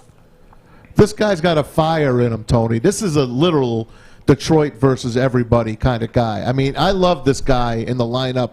I love this guy on the team. I think he elevates the team. And not only that, I think other players are going to start looking at Detroit and saying they got something going there, like Pudge Rodriguez did back in the day. I really believe the Tigers are maybe a player, maybe get a closer or another pitcher, someone like that, maybe an outfielder, whatever. We're going to get Riley Green. This team is ready to have a chance to be a wild card team. Well, especially if they increase the number of playoff teams to 7, then I think you got a pretty good chance. All of a sudden, I think you're a legit contender. Yeah, no, they're on the cusp. You know, people, you know, you look at what you added. Okay, the Tigers were one of the worst teams defensively for the last 5 years. You added a major upgrade defensively behind the plate in Tucker Barnhart.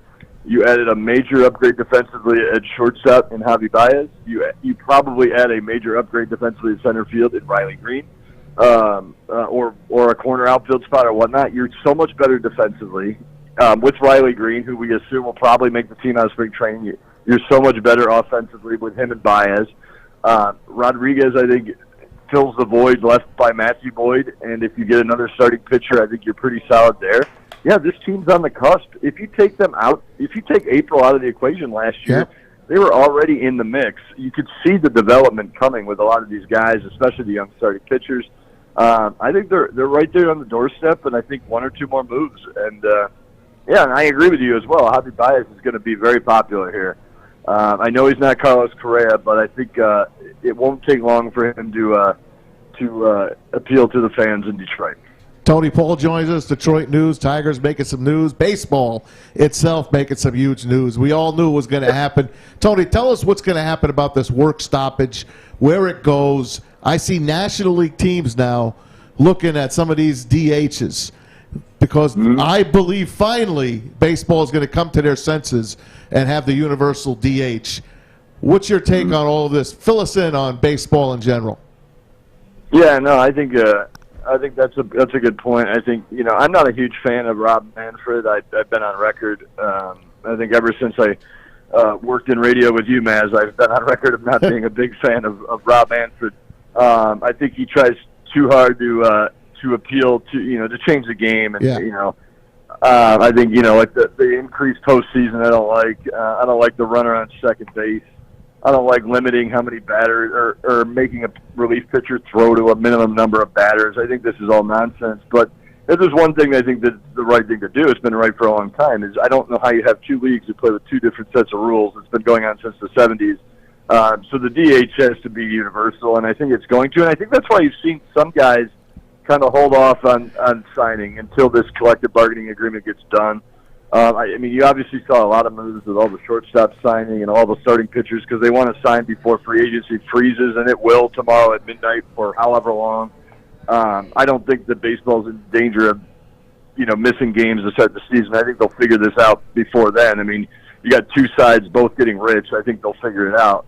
But I think you've seen some guys kind of in a holding pattern free agent-wise, like a Nick Castellanos, right? Or other guys go, because can Nick sign with a National League team for 8 years? Probably not, He can if it's a DH. Unless they have the DH, right. Yeah. So I think that's why you see some guys hold off to see where we go. But I think that's probably the one move Rob Manfred's ever pushed for that I agree with, is universal DH. I think we're heading in that direction. Tony, is there a starting pitcher out there for the Tigers currently on the market that you believe has a reasonable price tag associated to it that would benefit this team? The Tiger fans listening to this should keep an ear out for or an eye out for, that if they get player X, that'll be a good signing. Yeah, well, I mean, there was a few guys on the board. Obviously, I was on record saying Verlander would make a good addition, and I think that he would have been here had it not been for Tommy John surgery. I think that kind of changed the Tigers' plans. I think they want to see how he does. He signed a one-year deal with Houston with an option. It maybe in 2 years if Verlander comes back, and does well, I think that could be an option down the road. But he was a guy I saw as kind of a short-term solution. But you're looking out there. Marcus Stroman is a guy that I think really is intriguing. That's a guy I like. Yeah. Not cheap. Obviously, he's a $20 million plus year guy, or $20 million a year guy that you're looking at there. He's a guy, but you could also look in the. I said Carlos Rodon when I did my free agent preview. Maybe a guy, or you could also look in the trade market. I mean, Sonny Gray from the Reds. The Reds are dumping. Maybe he's a guy you go get. Or even you think outside the box. I mean, there's a guy named, if you remember, he pitched in the majors for a little bit. A guy named Nick Martinez pitched. He went over to Japan, lit it up for a couple of years. He's coming back, so maybe you take a flyer on a guy like that. But there's plenty out there. But certainly Stroman, if you're going to spend big and continue to spend big, he'd be at the top of the list. Tony, of the remaining free agents that are out there, and there's quite a number of them. Chris Taylor's still out there, and he's probably Correa's still out there. Who gets Correa? Is it did the Yankees get Correa? Angels. Well, now you look at the Angels. You look at the Dodgers now need a shortstop. Right. Obviously the Yankees. People say, "Oh, he won't go to the Yankees. The Yankees won't sign him because of the comments he made about Jeter." That's garbage. I mean, if the Yankees give him $350 million, he's going to sign there. I don't think I will go on record as saying this. I'm not very good at predictions, but I'm pretty confident in this one. The Tigers are not going to pull a Texas and sign both these guys, Baez and Correa. I don't see that happening. I don't see that as being a possibility. But Correa is going to get paid. There's plenty of teams out there. So Chris Taylor, I mean, he could end up in Toronto playing one of the positions. Yep. He's another nice piece. I mean, he is. And would have fit well with the Tigers. But if Tigers fans don't like Javier Baez, I don't know how they would have reacted to Chris Taylor. Hey, last thing, Tony, before we let you go, what about the kids we hear about so much? I mean, you mentioned Riley Green. What do you make of Torkelson? Will Spencer Torkelson make the opening day roster? I don't think so. I think he's a little bit further behind than Riley Green. I believe that if Riley Green's healthy, he will make the opening day roster and probably be your opening day lineup. He's progressed. He's done the natural progression. The length, stops everywhere, and he's dominated everywhere he's been. Torkelson obviously was just drafted, but obviously progressed as well. Had really good numbers at AA, AAA. So I see Torkelson being in the lineup at some point before the All-Star break, as long as he stays healthy. So it's going to be very interesting. That's the thing. You throw these free agents in with this mix of young talent that's coming up, and you've got some young pitchers too that are still, working their way up that are going to end up in the bullpen that maybe you haven't heard about because they're not quite as highly publicized as the number 1 draft picks. But it's going to be fun to see these guys mix in with a little bit more veteran talent and, see how far it takes this team. I don't think they're legit contenders for 2022, but I think they're fringe contenders. I think they'll be legit bumping heads with the White Sox by 2023. I think it's going to be tough to beat the Jays this year. The Rays, the Mariners are coming to play. The White Sox aren't going anywhere. That American League is really, really a death fight to the end. Oh, it's tough, no question. But the beauty of baseball is if you make it into the playoffs, anything can happen. Yep. I would argue more than most other sports. If you get into the playoffs and play a series against somebody, Yep. I think anything can happen. Tony Paul, sports writer, the Detroit News. We certainly appreciate your time here, Tony. Hope to do it again soon. All right, guys. Talk to you later. You got it. Tony Paul. Check him out on Twitter at TonyPaul1984. Always good to talk a little baseball with Tony Paul. Pretty knowledgeable guy there. We certainly appreciate his time. That's fun. It is fun to talk baseball. Hot stove. I mean, look, we have not been able to talk hot stove baseball in 5 years here. I saw you guys very excited about the free agency. Man, that's why I just can keep going. I know. My eyeballs, if it wasn't for this, I'll just sit back and relax. Seriously. You guys were excited. I can do 3 segments with That's Tony part of right being now. a great teammate. Hey, not a That's problem. part about being a great teammate. I had a couple questions, but you know what? Brett, go ahead. Ask me a question. It's not a big deal. No, we talked about it all, man. Well, you guys did. You answered them all, Maz. You answered them all. We'll follow this up a little bit.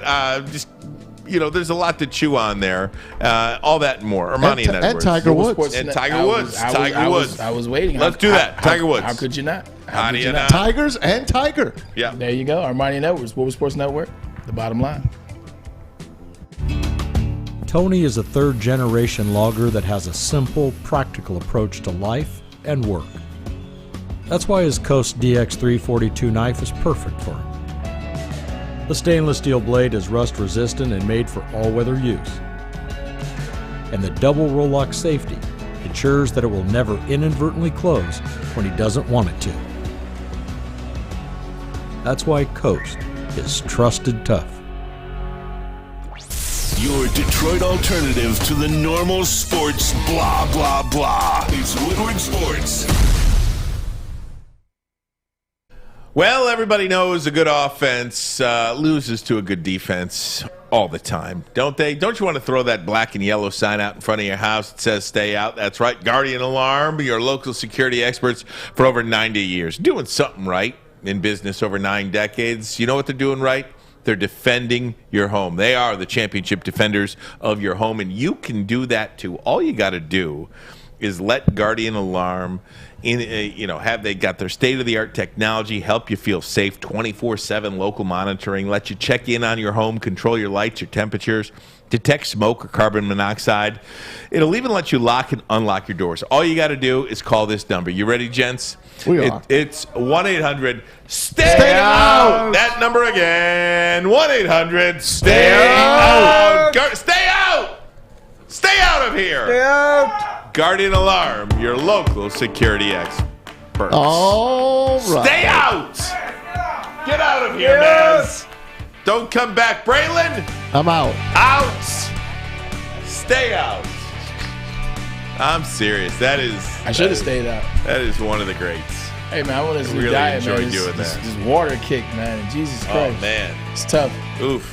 Liter and a half of water already today. How about it? Yeah.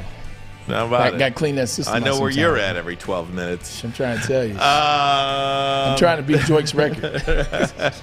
Guys, Tiger Woods spoke about his car accident back in February, which nearly amputated his leg. It was very severe, and he seems to be at peace with where he is right now. He will play golf again.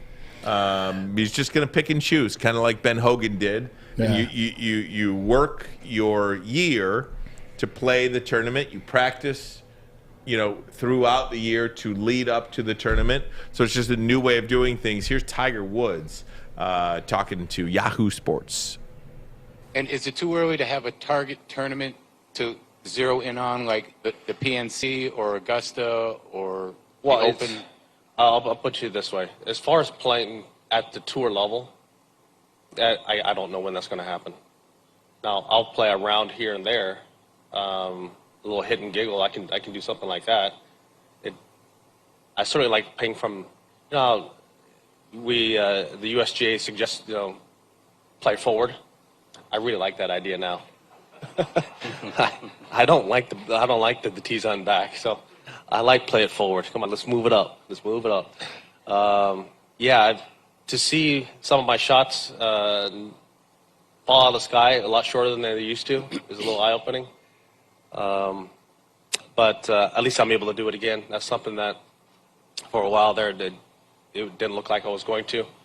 I'm able to participate in the sport of golf. Now, to what level, I do not know that.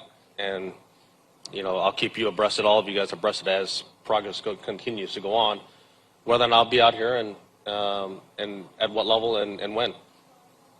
The thing you really have to appreciate about Tiger is Tiger's been through this before. Tiger had the car accident that happened. I want to say Circuit Day was 2015 or 16. He had to take his time. He had the back injury. He had the back surgery. He had the fusion surgery. Then he had the knee surgery. And so he had to go about that process. So he's been through something like this before. It hasn't been to this in depth in terms of the pain, in terms of the patience, in terms of the process of getting back. It wasn't as hard, but it was hard to get back like he did, and he took his time with it, but he was very focused, he was very determined.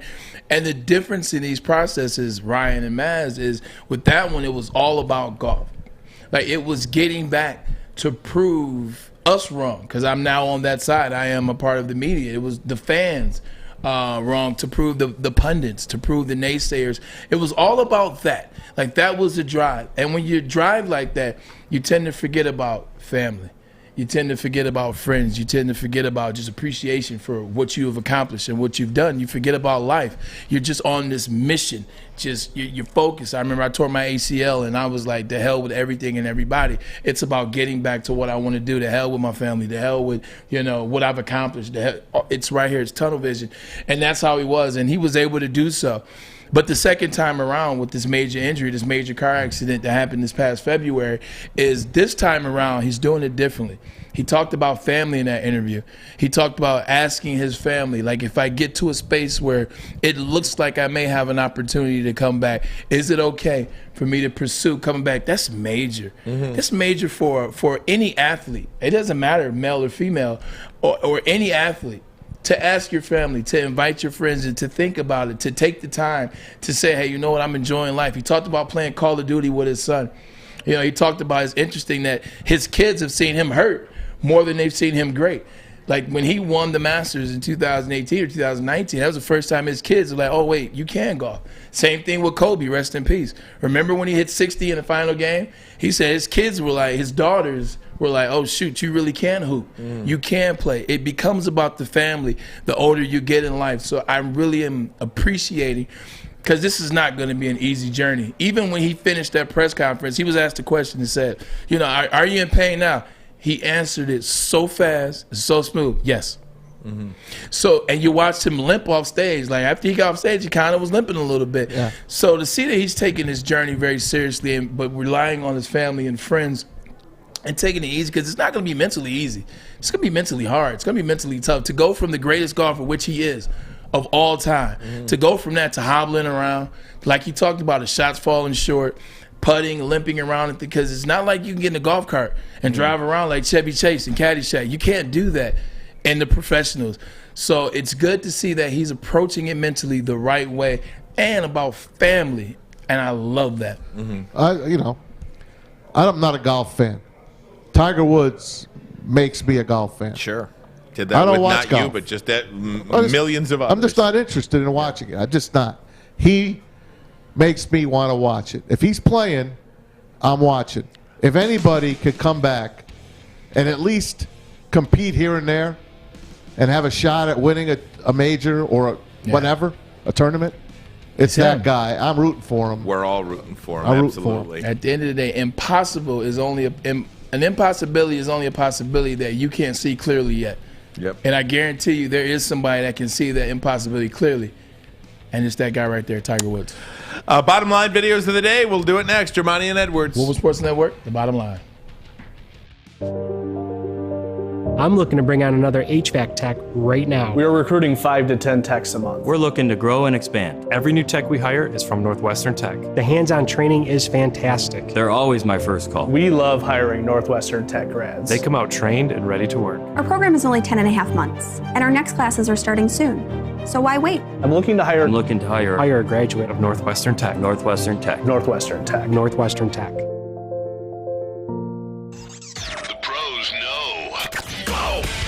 Listen Monday through Friday for Big D Energy Live on the Woodward Sports Network with Stanley Cup champ Darren McCarty, former Lion Joik Bell, and the silky voice of Neil Rule.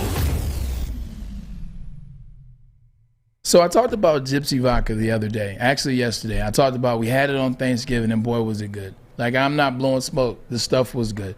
We infused it with a little bit of grape juice, and it was perfect. I'm talking about corn distilled 6 times. 50 different formulas were created. Trying to figure out, what's the best formula? Like, is it this one? Is it that one? That one seems right. That means Adam and Mike took their time perfecting the formula. They perfected it, okay? They kept chopping. They kept chopping. They kept chopping until they got it right. That was a little Michigan State humor for you guys right there. But Gypsy Vodka is good, and I love the bottle. I love the artwork. I love the glass. It's gluten-free as well. It's infused with artisanal spring water. This stuff is good. This stuff is legit. You hear fish, the ooh-wee. It is legit. So I'm telling you, I'm not talking anymore. Go get some. Go out there. Go, you, right now. Go down to the store and get you some Gypsy Vodka. But if you're going to do it, you know what I always say. Make sure you drink responsibly. Gypsy Vodka. Gypsy Vodka, baby! We love it. Need some of that tonight at the Folding Warehouse. We're going to be out there.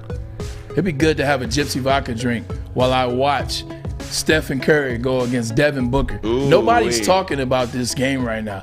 Devin Booker and the Phoenix Suns are 16 in a row. 16 gotta end at some point. in a row. It ends tonight. And then you got Maz's guy, 18 and 2. Steph Curry, 17 and 3. 18 and 2. No, Steph's 18 and 2. Oh, yeah, 18 and 2 versus 17 and 3, and they're 1 and 2 in the MVP race. Now it's early in the year, but it's going to be a hell of a game. 10 o'clock tonight on TNT. Love it. Mm-hmm. Maz, what do you got for me? Hey, last night's Monday Night Football game really wasn't a very good game. It's 2 mediocre teams. Quickly, Russell Wilson's done. No, he's not done. He's hurt. He's not done. He just got back from a finger surgery. On his forehand at that. Done. He threw for 40 touchdowns last year. Who's How running is he the ball? Done? He's not. done. He needs to get the hell out of there. I'm just going to calm down. I'm not going to raise my voice because I barely have one. Russ is over. He literally was in the MVP race last year. He finished 4th in the MVP race. I wanted to jump through the phone last night where you said it's over. Last 8 games. He didn't play the last 8 games. What are you talking about? Oh, last year. Yeah. After the Rams game last year. The Seahawks loved them. What a great run they went on. Pete Carroll's done. How about that? Okay. Yes. Now I give you that. He's the oldest coach in the league. Yeah. He deserves to be done if he wants to be done. And he's making old decisions like giving up 3 first-rounders for Jamal Adams, who finally, for the first time, may go to his first Pro Bowl. Silly, though. Anyway, last night's game, it stunk. Russell's not done. Washington scored, and I don't think we've seen one of these yet. The block kick on an extra point, and he'll run it back for 2 points. Look at him go! How about 28 there? Good for 28. Whoever number 28 was, he's waiting for the lateral because he doesn't think that the big fella can make it to the end zone. That was amazing. 94 blocks the kick and recovers it and scores the 2 point. Isn't that something? That was a Cam Chancellor type play. Last time I saw somebody return a block kick or an extra point was what Jabril Peppers had to pick 6 on the 2-point conversion against Michigan State. Hey, let me take you back 8 years, speaking of bad kicks, all right? That. This is Auburn. Do you remember the kick 6? Oh, 8 years ago today. Wow, 8 Auburn years? and Alabama. Check it out. Jeez, 8 Where is time going? 56-yarder. Does not have the leg. And Chris Davis takes it in the back of the end zone. He'll run it out to the 10, 15, 20, 25, 30, 35, 40, 45, 50, 45. There goes Davis. Oh, my God. Davis is going to run it all the way back. Auburn's going to win the football game. Auburn's going to win the football game. It should have been Gus Johnson on the call. He sure looked like he stepped out of bounds there, by the way. Look at St. Nick. No replay happy. back then. I cannot believe that this Auburn team they reviewed it, didn't they? They did. I cannot believe that this Auburn team did not seal the deal against Florida State. What they did to get there, remember the tipped Hail Mary, like the tip pass that they caught the week before that? Oh, yeah, Like the cornerback tipped and the receiver caught it. And they had Chris Davis had another play outside of that one. They had 3 miraculous plays and then gave up the game to Florida State and Jameis Winston, your boy. Well, they won the Iron Bowl that year. 8 years ago. Here's one Saban looks for the you. same. Here's Sunday. It looks better now. The right? Vikings driving to try to get back into this game with San Francisco. They're running out of time. Kirk Cousins didn't find the center. He found the right guard. This guy. Instead, accidentally. Look, he's over behind the right guard. Listen, here comes Dalvin Cook under or center. Madison telling him, get back over there. Yes, he lined up under the guard, not the center. Happens to the best of us. Yeah, it does. But Kirk Cousins. Poor guy. Vikings wind up losing that game Tom to San Brady Francisco. did that some years back. That happens. I think it's happened to quite a number of I've people. seen Peyton do it. Tom Brady did it against the Dolphins, I want to say. In Nobody like lines 09. up under center anymore. I know. Some do. My biggest Kay pet McNamara peeve. does. My biggest pet peeve is on 4th and 1, and your quarterback is You're in the incapable of taking the snap under center because they do their whole offense under center. It's my biggest pet peeve. One of them. And here's my finale for the day. It's Bill Belichick being asked just press conference questions. And it's Bill Belichick. And that's all I got to say. One of the things that's always said about your teams is that you peak at the right time of the year, just before the playoffs, and seem to have things come together. Is that a conscious thing where there's like a process to that? Or what is your view on being your best when the weather kind of gets colder? Yeah, well, believe it or not, Chris, we try to play well all the time. So maybe it doesn't look that way, but we actually try to. So he's so funny. I dig him. I mean, he is the master. How do you not? He's the Jedi master. He like he was about to slap the hell out of that reporter. Did you see how he was dancing there? Just waiting there. Stupid question. Here comes another stupid question. Incredible. Gotta love it. Incredible. Maz, good videos today from you. Thank you, sir. Braylon, I'll tell you, we got another big day, had another big day today. We got another one tomorrow. We'll talk a little Michigan, Iowa tomorrow, perhaps. Let's do it, man. It's about that time. We gotta prep people for who we're going against. We'll put the Michigan Ohio State game on the back burner tomorrow, and we're gonna bring it back though because I tell you like this: every year we lose Ohio State, we have to deal with the loss from the media, from the fans, or the naysayers for a whole 2-3 months. Don't you think we're not about to celebrate this win just a little bit more? I do. Before we leave, I do again as a Woodward Sports company. Here, I do believe we want to send our deepest condolences, to the city of Oxford. 3 were shot and killed today. 3 students at Oxford High School. 6 others were hurt, including a teacher. Just an absolutely tragic event right here in our state, in our area. In our Metro Detroit area, the city of Oxford and Oxford High School.